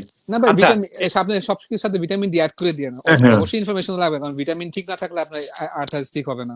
জীবনে হবে না। জি। আপনি আরেকটু বললেন ডাইজেস্টিভ এনজাইম নিয়ে, ডাইজেস্টিভ এনজাইম, হ্যাঁ ওই খাওয়ার যে কি আমাদের, দরকার? হ্যাঁ অবশ্যই দরকার, এগুলো তো হুম। সাপ্লিমেন্ট। আপনার খাবার হজমের জন্য মনে করেন এই যে আমরা অ্যান্টাসিড খাইয়া বা প্রোবায়োটিক্স খাই, এই যে অনেক এগুলো মেরে ফেলতেছি না, ব্যাকটেরিয়া নষ্ট করছি, তো আপনাকে এটা ব্যাক করার জন্য এনজাইম গুলো খাইলে আপনার খাবার হজমে সাহায্য হবে। এটা একটা। আর বয়সের সাথে সাথে কিন্তু আমাদের শরীরে কিন্তু এনজাইম কমে যায়।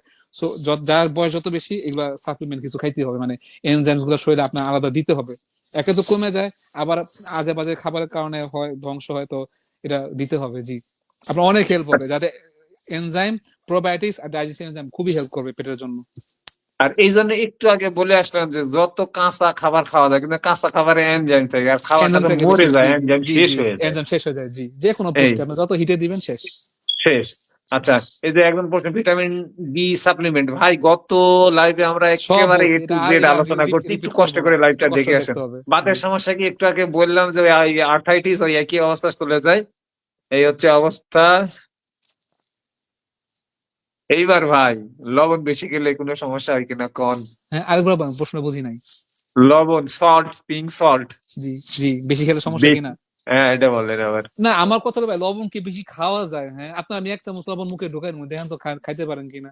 না আপনার না, আমি জাস্ট যারা প্রশ্ন করছে তাদেরকে বলছি, লবণ কি আসলে বেশি খাওয়া যায়? লবণ তো বেশি খাওয়া যায় না। আমাদের লবণ নিয়ে এই যে মানে ষড়যন্ত্র, একমাত্র মেইন হলো ইনসুলিন। ইনসুলিন লবণ ধরে রাখে, ইনসুলিন। আসল জায়গায় আপনারা হাত দেন, এই লবণ নিয়ে পড়ে থাকে। লবণ কি বেশি খাওয়া যায়? লবণ শরীরে বেশি নিবে কেমনে? আপনার ইনসুলিন সাইকেল বারবার লাগে বলছে যে ইনসুলিন আপনার লবণ ধরে রাখে। আর ইনসুলিন হাই হলে যে সুগারি খাবার খাওয়া যাবে না। আপনি ইনসুলিন কমায় দেন, লবণ গুলা সুর করে শরীর থেকে বের হয়ে যাবে। এই যে প্রথম দিকে ওয়েট লস হয়, সব বলে পানি বের হয়ে যায়, লবণ বের হয়ে যায়। এই জন্য পিঙ্ক সল্ট খাইতে হবে, না খায় আপনার মাথা চক্কর দিয়ে ঠাস করে পড়ে যাবেন। তো পিঙ্ক সল্ট আচ্ছা, খাইতে হবে। আপনি এই যে কথা বললেন আমি একটু বলি। জি, আমার তো রসা শরীর ছিল, রসা। আমি কিছুদিন আগে আমার একটা পোস্ট দিয়েছিলাম, যখন চিকিৎসায় গেছিলাম দেশের বাইরে, এরকম মোটা মোটা গাল ফুলা ফুলা একটা ছবি জি, দিয়েছিলাম আমি। যখন আমি এই ইনসুলিনকে থামাই দিলাম, তখনই 1 মাসে না 25 দিনে 13 কেজি আমার ওয়েট নাই হয়ে জি, গেছিল, জি, ইনসুলিন থামানোর কারণে। এই জি, হচ্ছে জি। বিষয়। তো ওই সময় যে লবণ যে বের হয়ে গেল, এই হ্যাঁ, সময় লবণ হ্যাঁ। না খেলে সমস্যা হবে। তবে একটা কথা আমি এখানে বলে রাখি, জি। প্রথম প্রথম যাদের লবণ খেলে সমস্যা হয় খাবেন না। যাদের প্রেশার বেড়ে যায়, অনেকের প্রেশার বাড়ে, আমার হ্যাঁ, মাঠে হ্যাঁ, হ্যাঁ। দেখতে কিন্তু স্যার লবণ খেলে প্রেশার বেড়ে যাচ্ছে, আমি যে খাইয়েন না, যখন হ্যাঁ, মাথা কথা ঘোরা ঠিক শুরু আছে, হবে প্রেসার তখন বাড়বে, খাইয়েন। প্রেসার বাড়বে। ওই যে ইনসুলিন হাই, যে সে তো লবণ অধিক দিতে তারা হ্যাঁ। ধরে রাখবে তো। আপনার মেকানিজম হুম। বুঝতে হবে, কোনটার সাথে মানে মিলায় ঝুলাই করতে হবে না। মানে আমি লবণ ওই সময় খাইলে ক্ষতি হবে, কারণ লবণটা সে ইনসুলিন ধরে রাখতে, আমি ইনসুলিন কমায় দেন, আপনি যত মন চায় 1 চামচ ভরে ভরে খান না, জীবনও কিছু হবে না, ওই বের হয়ে যাবে গা। আমি এক্সাম্পল এক দিচ্ছি আর কি। এক ভাই বারবার কমেন্ট করতেছেন যে অ্যাজমা, অ্যাজমা নিয়ে আমরা কথা বলছি। ভাই অ্যাজমা কোনো রোগ না, আপনি লাইফ স্টাইল মেনটেন করেন, জি, এমনি ভালো হয়ে যাবে, আপনি পুরোপুরি। জি। অ্যাজমা রোগের চিকিৎসা ডক্টর জাহাঙ্গীর কবির ইউটিউবে সার্চ দেন, দেন কত শত ভিডিও আছে, দেখবেন ওকে এজমা রোগী দয়া মাসুল করে থেকে আপনারা যাবে। 50,000 আয়ু যেটা আছে সেটা ভিটামিন ডি খাওয়া শুরু করেন। আমি তো বললাম মানে 3 দিনে এজমা ভালো হয়ে গেছে, এরকম আমার পেশেন্ট পাইছি, 3 দিনে ইনহেলার বন্ধ হয়ে গেছে। এই অ্যাজমার ভাই একজন শ্বাসকষ্ট কমে গেছে। একজন দোয়া করছে, কি সুন্দর দোয়া দেখছেন, আগামী 10 বছরের মধ্যে বাংলাদেশের 50% লোক এই লাইফ স্টাইলে আসবে ইনশাল্লাহ। হ্যাঁ, আসতে ইনশাল্লাহ, বাধ্য। ইনশাল্লাহ, ইনশাল্লাহ, ইনশাল্লাহ। হ্যাঁ, এটা মানুষ সৈয়দ সচেতন, আহমেদ মানুষ খান। সচেতন হচ্ছে। হ্যাঁ, হ্যাঁ। আর আরেকজন কমেন্ট করছে একটু আগে দেখলাম, যে যখনই জাহাঙ্গীর কবির স্যারের ভিডিও দেখছে তখন থেকে মানা শুরু করছে, এটাই হচ্ছে আসল জি, থিওরি। জি, জি, জি, জি। আমি একটা জিনিস মনে পড়লো, জানেন, মানে আমি একটা জিনিস মানুষের মানে বুঝের জন্য দেই আর কি, একটা সাইড কথা আর কি। এই যে মনে করেন বিভিন্ন ফার্মেসি ইন্ডাস্ট্রি বাংলাদেশে আছে না, এই প্রত্যেকটা যারা রিপ্রেজেন্টেটিভ আছে বা যারা কাজ করে পদে কিন্তু প্রতি সপ্তাহে বোর্ড মিটিং হয়। বোর্ড মিটিং হয় যে কোন ওষুধ কতটুকু সেল হয়েছে, তাদের হয় যে কেন না পাওয়া ওষুধ কেন গত বছরের চেয়ে এই মানে গত মাসের চেয়ে সেল কমলো, তোমরা এটা করো। আপনি কেন মনে করছেন যে আপনাকে সুস্থ রাখার জন্য ওরা কাজ করতেছে?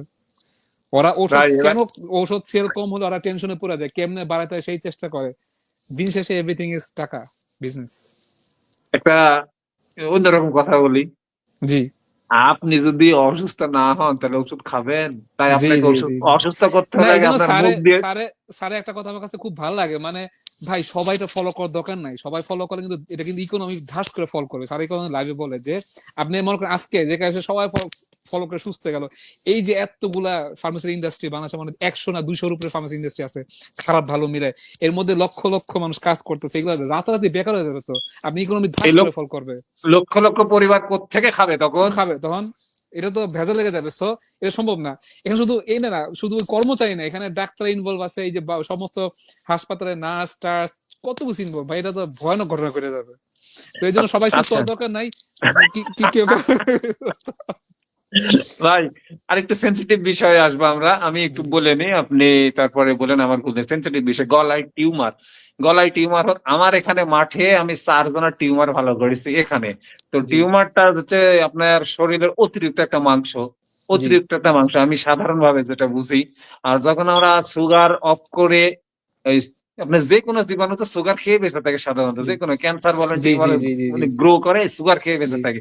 সুগার স্টপ করে ফ্যাট অ্যাডাপ্টেশন করে যখন আমি জি, ফাস্টিং এ যাব, তখন ফাস্টিং মানে কি, এই অটো ভয়েসে যখন চালু হবে বডি তার অতিরিক্ত যে জিনিসগুলো আছে এমনি খেয়ে ফেলে। এই জি, তো জি, আপনি জি, বলেন এখন। জি। আবার টিউমার ক্যান্সারের কথা উঠেন, এটা কথা একটু প্রসঙ্গে বলে দিই। টিউমার হলো ক্যান্সারের প্রথম স্টেজ, ইয়ে এরপরে টিউমারটাকে পরে গিয়ে ক্যান্সার। তো ট্রিটমেন্ট একই। টিউমার কেন হয়, একটা কথা আপনাদের শিখায়, আমাদেরকে শিখানো হয়েছে বডি যা যা করে সব হলো খারাপ রোগ না, এটা এটা আমাদের মিথ্যা শেখানো হয়েছে।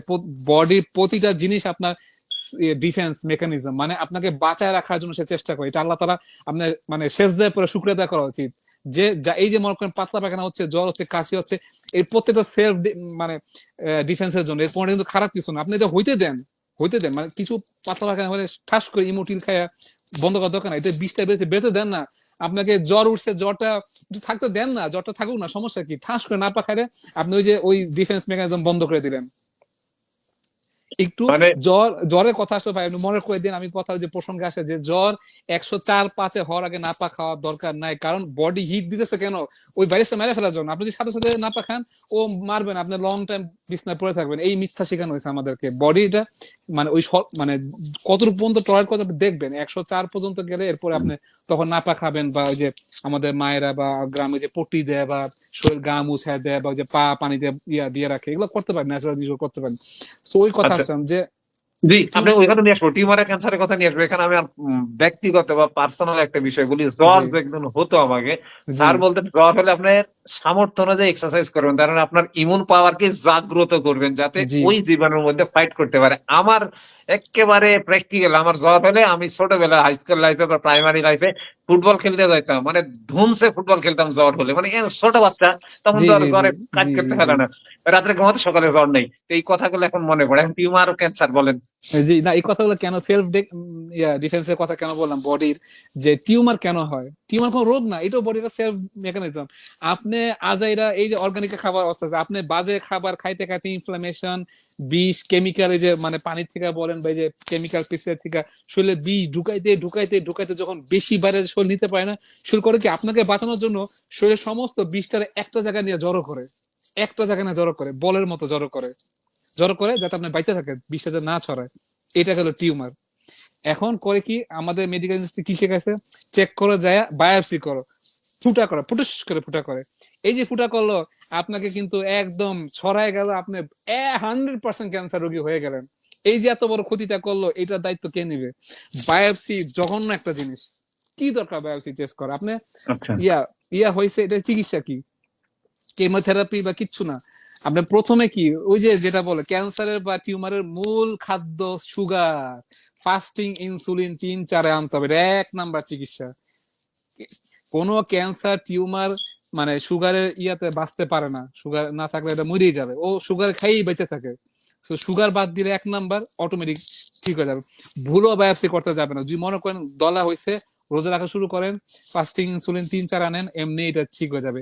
2 নাম্বার, আপনাকে ভিটামিন ডি 100 উপরে আনতে হবে। ভিটামিন ডি আপনার হোয়াইট ব্লাড সেল বাড়ায়। হোয়াইট ব্লাড সেল কাজ ওই যে মানে আর্মি আর্মি আর্মি যে ফাইট করবে মেরে ফেলার জন্য, এটা ঠিক করেন। জিঙ্ক, এটাও ভেরি, এগুলো ইম্পর্টেন্ট, এগুলো খান।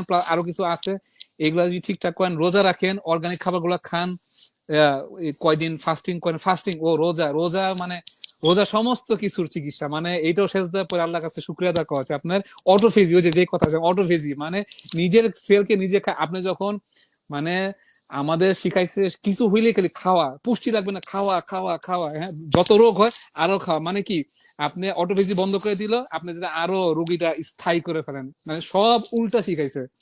যে কোনো অসুস্থ হইলে রোজা মানে সর্দি কাশি বা যে কোনো আগে রোজা শুরু করবেন, যে কোনো শুরু জাস্ট খাওয়া বন্ধ, খাওয়া বন্ধ। এই যে যারা মানে খাওয়া বন্ধ করবেন, খাওয়া বন্ধ করলে আপনার বডি হবে কি, তখন নিজে ও সুযোগ মানে চান্স পাবে। মানে আগে তো ডাইজেশন এটা সেটা ব্যস্ত, ও এখন চান্স পাইলো যে একটু দাঁড়া, আমি শেষ করি, চান্স পাইলো যে এটা এখন ট্রিটমেন্ট করার জন্য। মানে এখন সে নিজে যে খুঁজবে যে কোষগুলা মানে আজে বাজে কোষ করেছে, খুঁজে খুঁজে এই যে বাজে কোষগুলা খায় খায় খায় খায় সে বেঁচে থাকবে। এরকম এরকম ভাই স্টেজ 4 ক্যান্সার রোগী ভালো হয়ে গেছে অটোফেজি কইরা, এই জাস্ট রোজা রাখা। ইন্টারনেটে ভিডিও অভাব নাই, অভাব নাই স্টেজ 4-এর। কিন্তু এটা কিছু প্রোটোকল আছে, ধাম করে শুরু করলে হবে না, এটা আপনার বাস্তবে থাইকা অনেক কিছু মেনটেন করে করতে হবে। সো এইটাই ট্রিটমেন্ট, নট কেমোথেরাপি। ওই সব ধ্বংস কইরা কেমোথেরাপি দিয়া বায়োপসি কইরা সব ছড়া দেন, যদি কাজ না করে দেন আমার দোষ দিবেন না। এটা শুরুতে একদম গোড়ায় শুরু করতে হবে। জি এখানে একটা প্রশ্ন আসছে, জানেন হাই প্রেসারের ওষুধ খেলেই কি স্ট্রোক হয় না? এখন ভাই আমি একটু বলে নিই 1 লাইন, তারপরে আপনি রেডি করেন। এই হাই প্রেসারের ওষুধ কি করে? এই হাই প্রেসারটা কি, রক্ত নালীর মধ্যে চর্বি জমেছে, রক্ত যেতে পারছে না, প্রেসার দিয়ে হার্টবিটটা বাড়াচ্ছে, পাম্প করতেছে, আপনার হার্টবিট জি বাড়তেছে। তো ওষুধ খেলে কি স্ট্রোক হবে না? আপনার ওই ওষুধ কি রক্তনালী ক্লিন করে? জি না।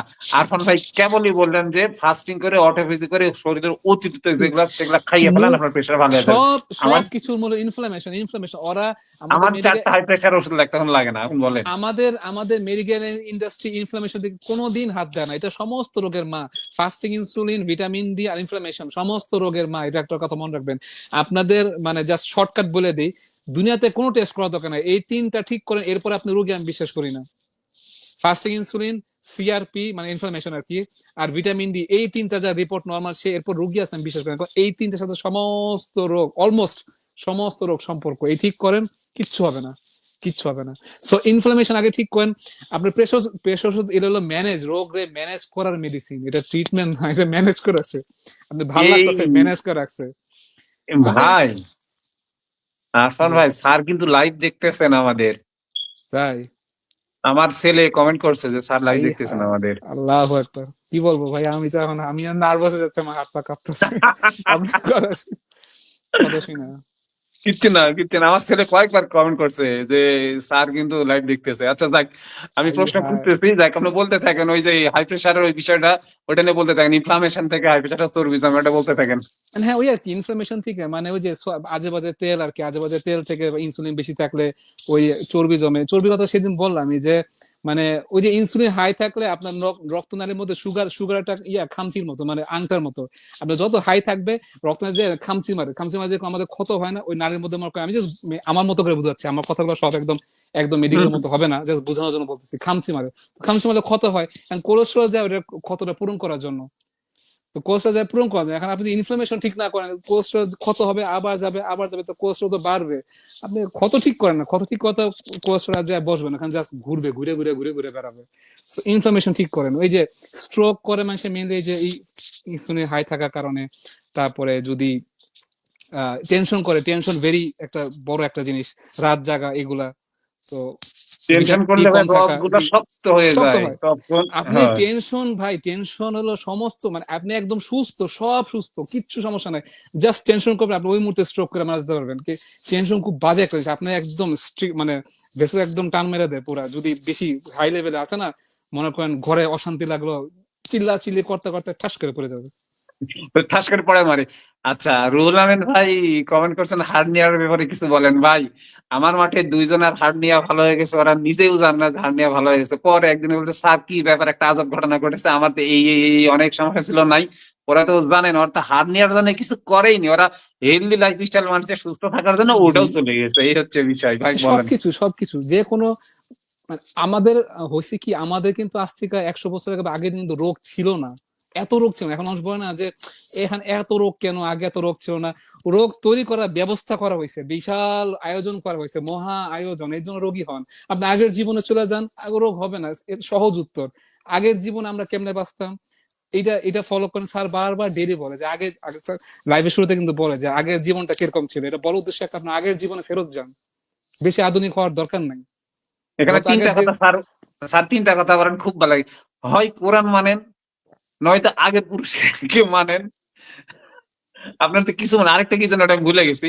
কোরআন মানতে বলে, 50 বছর আগে যারা ছিল তাদেরকে মানতে বলে, আর একটা যেন বিজ্ঞান না কি যেন একটা কথা বলে স্যার, ওটা ভুলে গেছি। এগুলা মানলে কোনো কিছু থাকবে না ভাই। আরেকটা কথা আছে এখানে দেখেন, মাইগ্রেনের জন্য কি করণীয় ভাই, একই অবস্থা, আপনি মাইগ্রেন বলেন ওই একটু। ভাই জেকে লাইফস্টাইল, ঘুরে ফিরে সব জেকে লাইফস্টাইল। মাইগ্রেনের আমি যতটুকু জানি একটা কারণ যে ইনসুলিন হাই থাকলে হইতে পারে, যদি সল্ট লবণ কমে যায়, লবণ কমার কারণে মাইগ্রেনের সমস্যা হইতে পারে। আহ টেনশনের থেকে মাইগ্রেনের কারণ হইতে পারে। আর মাইগ্রেনের কারণে একটা সবচেয়ে ভালো হলো ইয়া রিবোফ্লাভিন, বি টু, যেটা রিবোফ্লাভিন, ওইটা 400 মিলিগ্রাম খেলে মাইগ্রেনটা ঠিক হয়ে যায় আস্তে আস্তে। বাট অনেকে জেকে লাইফস্টাইল ফলো করে এগুলো ছাড়াও ভালো হয়ে গেছে। এটা ছাড়া আপনি আরো কিছু অ্যাড করতে পারেন। তো মোটামুটি এই পর্যন্তই, যারা লাইভটা দেখছেন, 1 ঘন্টার অনেক মতো, আচ্ছা জি। অনেক প্রশ্নের উত্তর দিতে পারি নাই ভাই, মন খারাপ করবেন না, স্যার যেগুলো লাইভ আছে, স্যারের মোটামুটি। উদ্দেশ্যে কিছু বলেন, স্যার যেহেতু লাইভ আছে বললেন। আরে শোনেন, স্যারের জন্য যা পাইছি একটা কি বলবো, actually কিছু বলার আছে স্যারকে বলে, আমরা নগণ্য একজন মানুষ, জি স্যারের জি জি বিরুদ্ধে কি মানে, সরি সরি, স্যারের সম্পর্কে আমরা কি বলবো, স্যারের সম্পর্কে বলার অধিকার আমরা রাখি না। মানে স্যারের কাছ থেকে যা পাইছি ভাই, সারা জীবন বললেও জি ফুরাবে জি না। আমি একটু এখন বলি, এই যে এই জায়গায় বসে আছি না, এই জি জায়গায় শুয়ে থাকতাম, এই জায়গায় শুয়ে থাকতাম, ওয়াইফ টেনে তুললে উঠতাম, নাহলে এই জায়গায় শুয়ে থাকতে হতো। কোনো কোনো সময় আমার পাশ ঘুরাই দিতে হতো আমার ওয়াইফকে, তার পাশও ঘুরতে পারতাম না। আর নামাজ পড়তাম সিটটা শুয়ে দিয়ে, আঙ্গুলের ইশারা দিয়ে নামাজ পড়তাম, আমার ওয়াইফ পাশে বসে থেকে বলতো যে এরপরে এই করতে হবে, এরপরে এই করতে হবে। ওই জায়গা থেকে আজকে আমি এই কাজ করতেছি। এখন কি বলবো জাহাঙ্গীর কবির স্যারকে। আমি শুধু আমার প্রশংসার ক্ষেত্রে একটা কথা বলবো, আপনারা খেয়াল করছেন কিনা, এই যে ভূমিকম্পের দিন স্যার কিন্তু হম মরে হম, নাই, সব দৌড় মারছে, একটু নড়ে নেই, সব দৌড় মারছে। যে কেউ মানে ডায়াস ধরে হেলদি স্যার লাইফ, দাঁড়িয়েছিলেন। হেলদি লাইফস্টাইল ফলো করলে ইমানি জোর কি জিনিস আপনারা বুঝেন। অনেকে ওদিন কমেন্ট দিছে যে এত মানে অনেক ভালো ভালো কমেন্ট দিছে। তো আপনারা তো জাহাঙ্গীর কবির স্যার এখন চিনতেছেন, আমরা কিন্তু উনি কি জিনিস আরো 19 সাল থেকে কিন্তু চিনা গেছে, এই জন্য ওনার সাথে এখন লাইক আছে। সো ওনার বিরুদ্ধে না করে ওনাকে চিনেন, উনি কি জিনিস, উনি কি নিয়ে কাজ করতেছে। ওনাকে আসলে হয়েছে কি মাথায় তুলে রাখার কথা ছিল, কিন্তু আসলে ওই যে মানে কথাটা বলে বিষয় যায় কিনা, নবীজি যখন আসছে, যখন সত্যের দাওয়াত না মানুষ বুঝে নাই।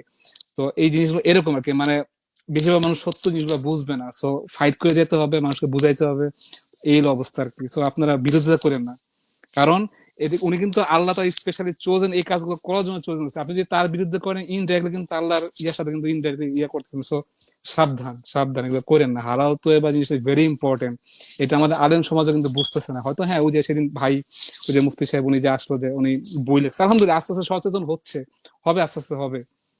হালালের ভাই সাথে চলা আরেকটা, ভেরি ইম্পর্টেন্ট। আরেকটা জি প্রশ্ন আসছে, 9টা 3 বাজতে দেখি, আমি একটু জি কন্টিনিউ করবো। জি শরীরটা দুর্বল, বুক ধড়ফড় করে, আমি একটা কথা বলি ভাই, হার্ট দুর্বল, হার্টের খাবার হচ্ছে গুড ফ্যাট, জি হার্টের খাবার হচ্ছে গুড ফ্যাট। এখন জি গুড ফ্যাট না খেলে হার্ট দুর্বল হবে। জি আর টেনশন করি বা আনহেলদি লাইফ স্টাইল, তার সাথে আমরা গুড ফ্যাট খাই না, এদিকে হার্ট জি দুর্বল করি, আনহেলদি লাইফ স্টাইল করে শরীরটা শেষ করি। এখন বলেন জি আপনি। নাই মানে মানে আমাদের সমাজে সমস্ত বাজে মানে ব্যাড ফ্যাট দিয়ে ভরে দিয়ে গুড ফ্যাট কে বানাচ্ছে শত্রু। গুড মানে কোলেস্ট্রল তো শরীরে ভেরি ইম্পর্টেন্ট, মানে গুড ফ্যাট তো আপনার এই যে এইচডিএল বানানোর জন্য cholesterol very important, good fat আপনাকে খাইতে হবে। তারপরে যে এই যে ইনফ্লামেশন এই যে ইয়ার জন্য আর কি জন্য ইম্পর্টেন্ট। যারা স্ট্যাটিন খায় কোলেস্ট্রল কমানো তাদের তো মানে আরো ওদিন আমি পোস্ট একটা দিছিলাম যে দয়া করে এই প্রতারণার মধ্যে পড়ে না, স্ট্যাটিন গ্রুপের ওষুধ টোটালি একটা স্ক্যাম। ইরে আল্লাহ, মানে কি করলেন, কোন কথা নাম করলেন? স্টার্টেন মানে তো আপনি নাই বলেন এখন। হ্যাঁ হ্যাঁ, না না বলে দিই, সব বলে দিই, আমার সমস্যা না, আমি বলে দিই। মানে কোলেস্ট্রল শরীরের জন্য উপকারী, মানে ওই যে ইনফ্লামেশন কোনো খবর নাই, যেটা বাঁচাইতে মানে পুলিশে খেদায় দেওয়ার চেষ্টা করতেছে, মানে বের করে দেন, যে বাঁচানোর জন্য গেল সব বডির ডিফেন্স মেকানিজম ওটা ঠিক ক্ষত করার জন্য, এইটা গেল খারাপ। ওই ক্ষেত্রে আমার কথা ভুলতে পারে, যদি কোলেস্ট্রল যারা স্ট্যাটিন খান ইনফ্লামেশন ঠিক করে এর আরো বেশি স্ট্রোকের রিস্কে পড়ে যাবেন, কারণ আপনি ডিফেন্স হম, মেকানিজম কিন্তু কমাই দিতেছেন। যারা হার্টের প্রবলেম আছে তারা যদি গুড ফ্যাট বাদ দিয়ে এই আরো দিকেও যদি, আরো বিপদে পড়বে, ভয়ানক বিপদে পড়বে। এরকম আমার দেখা আছে ভাই, স্ট্রোক করে ফেলছে, শরীর চিকন করে ফেলছে, কিন্তু ভাই গুড ফ্যাট আমাকে খায়নি। এই যে মনে করেন আলজাইমার ডিজিজ বা এই যে ডিমেনশিয়া, এই যে স্মৃতি ব্রেন কি দিয়ে তৈরি, স্যার ডে সব সময় বলে ফ্যাট দিয়ে তৈরি। তো ফ্যাট কমালে তো আপনার স্মৃতিশক্তি তো চলে যাবেই। গরু গরু মহিষের মগজটা কি যখন রান্না করেন তখন? হ্যাঁ, তো এগুলা বললাম না আপনার এক একটা সমস্যা তৈরি করা হয়, আর এক একটা রোগ বাড়ে, কিভাবে আস্তে আস্তে আস্তে আস্তে সব হুম, কিন্তু মানে জিনিসটা আচ্ছা, ছড়ানো হয়েছে। আর ফাইন ভাই। প্রতিটা হরমোন তৈরি কিন্তু আপনার ফ্যাট দিয়া, ফ্যাটের লেয়ার দিয়া। তো আপনি যদি গুড ফ্যাট না খান হরমোন শেষ। এই পিসিওএস বলেন বা থাইরয়েড বলেন বা অমুক তমুক সব এই হরমোনের সাথে সম্পর্ক। মানে গুড ফ্যাট না খেলে হরমোন হবে কই থেকে? ভিটামিন ডি নিজে একটা হরমোন। ভিটামিন D3 আর ম্যানাকুইন গত পর্বে খুব ভালো করে আলোচনা করছি ভাই, ওইটা একটু দয়া করে দেখে আসবেন। হাত পা ঝিনঝিন করে তার মানে শরীরে কিছু নাই, শরীর দুর্বল, তারপরেও রক্ত ওদিক দিয়ে যাইতে পারে না, তাই ওটা অবশ্যই ভাই, একটু বলেন তো। হাত পা ঝিনঝিন করে আপনার কথা ঠিক আছে, এটা একটা কারণ। আর পাশাপাশি সাধারণত ভিটামিন বি 1 বেনফোটামিনের অভাবে হইতে পারে হাত পা ঝিনঝিন করা, ম্যাগনেসিয়ামের অভাবে হইতে পারে, আর ভিটামিন বি 12 এটার কারণে হইতে পারে আর কি। মেথাইল কোবালামিন, এই কটা জিনিস খাইলে এই পা ঝিনঝিন এই সমস্যাগুলো ঠিক হয়ে যাবে। আর পাশাপাশি হেলদি লাইফস্টাইল, ইনসুলিন, এগুলো সব আছে, আমি এগুলো বারবার রিপিট করতেছি না, আমি জাস্ট কিন্তু আমাকে হুম, যেহেতু এই যে হুম। কারণে মেইনলি আপনি আনেন, এইগুলা জাস্ট বলতেছি যে এই পুষ্টিগুলো দিলে ইনশাল্লাহ ঠিক হয়ে যাবে আচ্ছা, ঝিনঝিন একটা সমস্যা। দোয়া আসতে পরে আমরা এই দোয়া করি যে সৈয়দ আহমেদ খান ভাই, আপনার নাম ধরে বললাম, আপনি বলছেন জাহাঙ্গীর স্যার আমাদের জন্য আল্লাহ পাকের পক্ষ থেকে বিশেষ নিয়ামত। ভাইরে জি একটু জি, আগে অবশ্যই বললাম অবশ্যই অবশ্যই যে অবশ্যই। আল্লাহ আমার কোর্ট থেকে ফিরে নিয়ে আসছে স্যারের এই দেখানো পথ দিয়ে, আল্লাহ তো সবকিছুই। আর রাস্তার দেখানোর মালিক মানে আল্লাহ, কারো মাধ্যমে কারো না কারো মাধ্যমে আল্লাহ রাস্তাটা দিয়ে দেয় যে এই জি জি জি। রাস্তায় এসে আমরা যেন সুস্থ সুন্দর না ভাই, জীবন পাই। হাদিসে কিন্তু একটা কথা আছে যে আপনি কিয়ামতের আগে যতই মানুষ যে 72 দল বা 73 দল যাবে, একটা দল কিন্তু সবসময় আল্লাহ রাখবেই একদম। মানে তারা তো মানে সত্যটা আসবে কই থেকে? আপনি একটা দল, একটা মানুষ হোক বা একটা দল কোনো কিছু নেগেটিভ হলে একটা পজিটিভ আল্লাহ রাখবেই, যে মানুষ বলতে না পারে যে আল্লাহ তুমি তো ভালো কিছু পাঠাও নাই। তো এই জন্য এই সেক্টরে যেহেতু আল্লাহ উনাকে চয়েস করে এই সেক্টরে কাজ করছে, তো মানুষ যাতে বলতে না পারে যে অর্গানিক খাবার তো এবার খারাপ কি জিনিস, খাবার কি জিনিস, সেটা কিন্তু আমি বুঝাইছিলাম, তোমরা বুঝো নাই। হম। তো থাইরয়েড হলে কি ভাবেন, থাইরয়েড গুলো হেলদি লাইফ স্টাইল মানে এমনি ভালো হয়ে যাবে। থাইরয়েড এখানে অনেকেরই ভালো হয়েছে, মানে এমনি না, আমার হাতে ভালো জি হয়েছে, জি আমার জি এখানে আমার আশেপাশে ভালো হয়েছে। এটা কোনো বিষয় না। যদি ওভারওয়েট থাকে ওয়েটটা কমাই দিলে এমনি থাইরয়েড ভালো হয়ে যায়। আর ওয়েট কিভাবে করা হবে, বহু সারের ভিডিও আছে, আমাদের জি জি আছে, জি মানে দেখবেন। হাঁটু ব্যথা কি করবেন, একটু আগে আর্থাইটিস নিয়ে কথা বললাম যে ব্যথা যেভাবে দূর করতে হয়, হাঁটু ব্যথা তো হয়ে যাবে, এই কি অবস্থা। জি। তো ভাই আপনার অনেকখানি সময় দিলেন, এই ফাইব্রয়েড নিয়ে জানতে চাই। ও ইনসুলিন, ভিটামিন ডি সবকিছু। আপনি ফার্স্টে ইনসুলিন 3-4 আনেন, বা 4-5 আনেন, যেটা আনেন 3-4-5 আনেন। এই সিআরপি একের নিচে আনেন, বা সিআরপি করান, সিআরপি করান একের নিচে আনেন। আর ভিটামিন ডি 100+ আনেন। এরপর আপনার রোগ থাকলে তারপর আমার সাথে যোগাযোগ করেন। আগে এই তিনটা ঠিক করে একদম আম ভাবে সবার জন্য বলে দিলাম, আম ভাবে এইটা তিনটা ঠিক করে দেন, যদি সমস্যা থাকে দেন আইসেন। এইটা ভাই তিনটা ঠিক আরেক, না করে আর কিছু আইসেন না। আচ্ছা, পাপিয়া জাহান একটা প্রশ্ন করছেন, আমারও একটা কৌতূহল এটা, জানি না আমি পরামর্শ দিতে ভালো হয়েছে। এই যে কাপ মাসেল টেনে ধরে না অনেক সময়, বা মাসেল টেনে ধরে ঘুমের, ক্রাম করে তাকে বলি, মাসেল টেনে ধরে ঘুমের ঘরে, হয়তো আপনার কোন জীবনে কোনোদিন? হ্যাঁ হয়েছে। আচ্ছা হয় থামেন। হয়, সমস্যা নেই। আমার এখানে আমার এক ছোট ভাই, মানে এক ভাতিজা বলি, ওই মাঠে গেলে যা বললো যে স্যার আমার এই সমস্যা, আমি তো সকালে পানি খাও, কই না স্যার পানি খাই না। তুমি সকালে খাবার খাওয়ার আগে লং ডিউরেশন ওকে বলে দিলাম, ডিউরেশনটা 10টা 11টা পর্যন্ত, এর মধ্যে শুধু এই পিঙ্ক সল্ট দিয়ে লেবু দিয়ে তুমি পানি খাবে, পানি খাবে, পানি খাবে, পানি খাবে। আমার কাছে পরের দিন আর নাই। আমি তো পর 2 দিন পর দেখেছি স্যার ভালো হয়ে গেছে। তা আমি যেটা বললাম এখানে লেবুর থেকে নিউট্রিশন গেছে, জি জি আর জি, পানির স্বল্পতা ছিল মনে হয়, আর এই যে লবণের ঘাটতি ছিল, ইলেকট্রোলাইট এমনি গুলো ভালো আছে, হয়ে জি গেছে। জি এখন জি আপনি জি। এটা নিয়ে বলেন। হ্যাঁ, এগুলোই মূলত এই ইলেকট্রোলাইট গুলা গেলেই ঠিক মতো মানে মাসল ক্র্যাম্প করে, স্পাজম করা, এটা একটা আপনি যা বলেন এগুলোর সাথে সাথে পাশাপাশি কারো যদি যে B1 ঘাটতি থাকে এবং যদি ম্যাগনেসিয়াম গ্লাইসিনের ঘাটতি থাকে, তখন আপনার মাসল ক্র্যাম্প করবে। আমার রাতের বেলা বুঝছেন এই যে এই শোয়ার সময় না মানে শিরশির করতো, তারপরে অস্থির লাগতো, আমি ঘুমাইতে পারতাম না, এরকম হয়েছে। তারপরে এই যে ম্যাগনেসিয়াম খাওয়া শুরু করলাম, এখন আরামসে ঘুমাই, আমার পায়ে ওই ক্র্যাম্প করার সমস্যাটা চলে গেছে। আর আচ্ছা, ম্যাগনেসিয়ামের আর কথা একটা একটু বলে নেই। ম্যাগনেসিয়াম অনেকে শুধু ভিটামিন ডি সাথে সম্পর্ক করছে, ভিটামিন ডি খেলে কি ম্যাগনেসিয়াম, ম্যাগনেসিয়ামে কিন্তু আলাদা অনেক বড়, এটা খুবই ভাইটাল একটা এলিমেন্ট, আপনার শুধু ওই ভিটামিন ডি সাথে যোগ করলে হবে না। ম্যাগনেসিয়াম শরীরে 300 এনজাইম না কি বলে, 300 কাজের সাথে সম্পর্ক আর কি, 300 বডি কেমিক্যাল রিয়াকশনের সাথে সম্পর্ক, এটা মাস, এটা লাগবেই। ভিটামিন ডি আর সরি, ম্যাগনেসিয়াম ঘাটতি হলে আপনার যাদের হাই ব্লাড প্রেশার, এই ম্যাগনেসিয়াম এই যে এই যে হার্টে যে নকল মানে কন্ট্রাক্ট করে রিল্যাক্স করে, এই রিল্যাক্স করে হলো ম্যাগনেসিয়াম। যাদের ম্যাগনেসিয়াম ঘাটতি তাদের হাই প্রেশার হবেই হবে, কারণ রিল্যাক্স রিল্যাক্স হচ্ছে না, ওই সপ্তাহে স্ট্রিক্ট থাকছে, সপ্তাহে থাকতেছে, ওদের রিল্যাক্স আসছে না। রিল্যাক্স হ্যাঁ, হচ্ছে না। হ্যাঁ, হ্যাঁ। এটা শুধু ভিটামিন ডি আচ্ছা, সাথে, ম্যাগনেসিয়ামে অনেক আলাদা কাজ আছে। আচ্ছা, পায়ের নার্ভের সমস্যা, পায়ের শরীরে যে কোনো জায়গায় নার্ভের সমস্যা হলে যে চিকিৎসা, একই চিকিৎসা, কোনো একই বিষয় নাই চিকিৎসা, যে একই চিকিৎসা, ওই যে ডায়াবেটিস, নিউরোপ্যাথি, এগুলো সব ওই যে আপনার ইনসুলিন ঠিক করতে হবে, ভিটামিন ঠিক করতে হবে, সিআরপি ঠিক করতে হবে, আর পাশাপাশি B1 আর B12 এই দুইটা খাইলে ইনশাল্লাহ ঠিক হয়ে যাবে।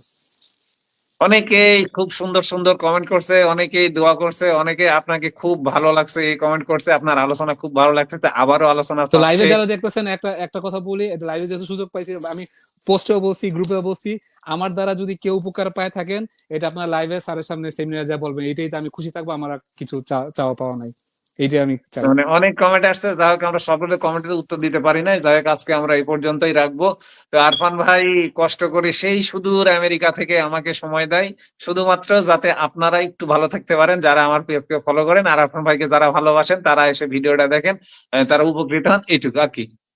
জি জি জি, সবাই মানেন আর মানেন, দিন শেষে মানেন আসলে। মনে করেন লাইভ 1 ঘন্টা দেখলাম, কিন্তু মানার বেলায় কেউ না, তার আসলে উপকার তো পাবো না, মানে সবাই শুধু জানতে চায় ভাই এটা বলেন ওইটা বলেন, কিন্তু দেখছেন মানার বেলায় আমি অনেকে দেখছি মানে শুধু আমরা ওয়াজ শুনি, কিন্তু আমলের বেলায় না ভাই, না মানুষ খুঁজে পাই না। পুঁথিগত বিদ্যা পর হস্তে ধন, নয় বিদ্যা নয় ধন হলে প্রয়োজন। আপনি যদি আমল না করেন ওই বিদ্যা আপনার কোনো কাজ ওয়াজ দিবে করে না। কোনো লাভ হবে না, কোনো লাভ হবে না। আচ্ছা, তাহলে ভাই আজকে এ পর্যন্ত শেষ করি নাকি? জি, আপনি বিদায় আচ্ছা, বক্তব্য বলে দেন। জি যারা ভিডিওটা দেখলেন, আশা করি কিছু না কিছু উপকার হবে, আর যদি মনে করেন উপকার হচ্ছে, আপনার শেয়ার দিয়ে দিবেন, আপনার ফ্রেন্ড লিস্টে যারা আছে তাদের কাছে চলে যাবে। আর বিশেষ করে আরফান ভাইয়ের জন্য দোয়া করবেন, যেন আরফান ভাই আরো এইসব বিষয়গুলো খুঁটিনাটি আপনাদের তুলে ধরতে পারে। আর আমার জন্য দোয়া করবেন, আমরা আমাদের দুজনের জন্য দোয়া করবেন, তার সাথে বেশি দোয়া করবেন ডক্টর জাহাঙ্গীর স্যারের জন্য। কবির স্যারের জন্য, যাতে স্যারকে আল্লাহ হেফাজতে রাখেন। স্যার আজকের জি লাইভে বলছেন যে স্যার অনেক মানে প্যারার মধ্যে থাকেন, বিশেষ করে রিস্কি, যে এই আমাদের দেশে একটা অঘটন ঘটে গেছে, যে এই ওসমান হাদি মারা যাওয়ার পর, ওটা নিয়ে স্যার একটু রেফারেন্সে কথা বললেন যে স্যারও খুব রিস্কে থাকেন। তো স্যারের জন্য স্পেশাল ভাবে দোয়া করবেন, আর আমাদের জন্য সবার জন্য দোয়া করবেন, সবাইকে জন্য আল্লাহ সুস্থ সুন্দর রাখে এবং নিরাপদে রাখে। এই তো। জি জি, সবাইকে ধন্যবাদ। আসসালামু আলাইকুম। জি, ওয়ালাইকুম সালাম।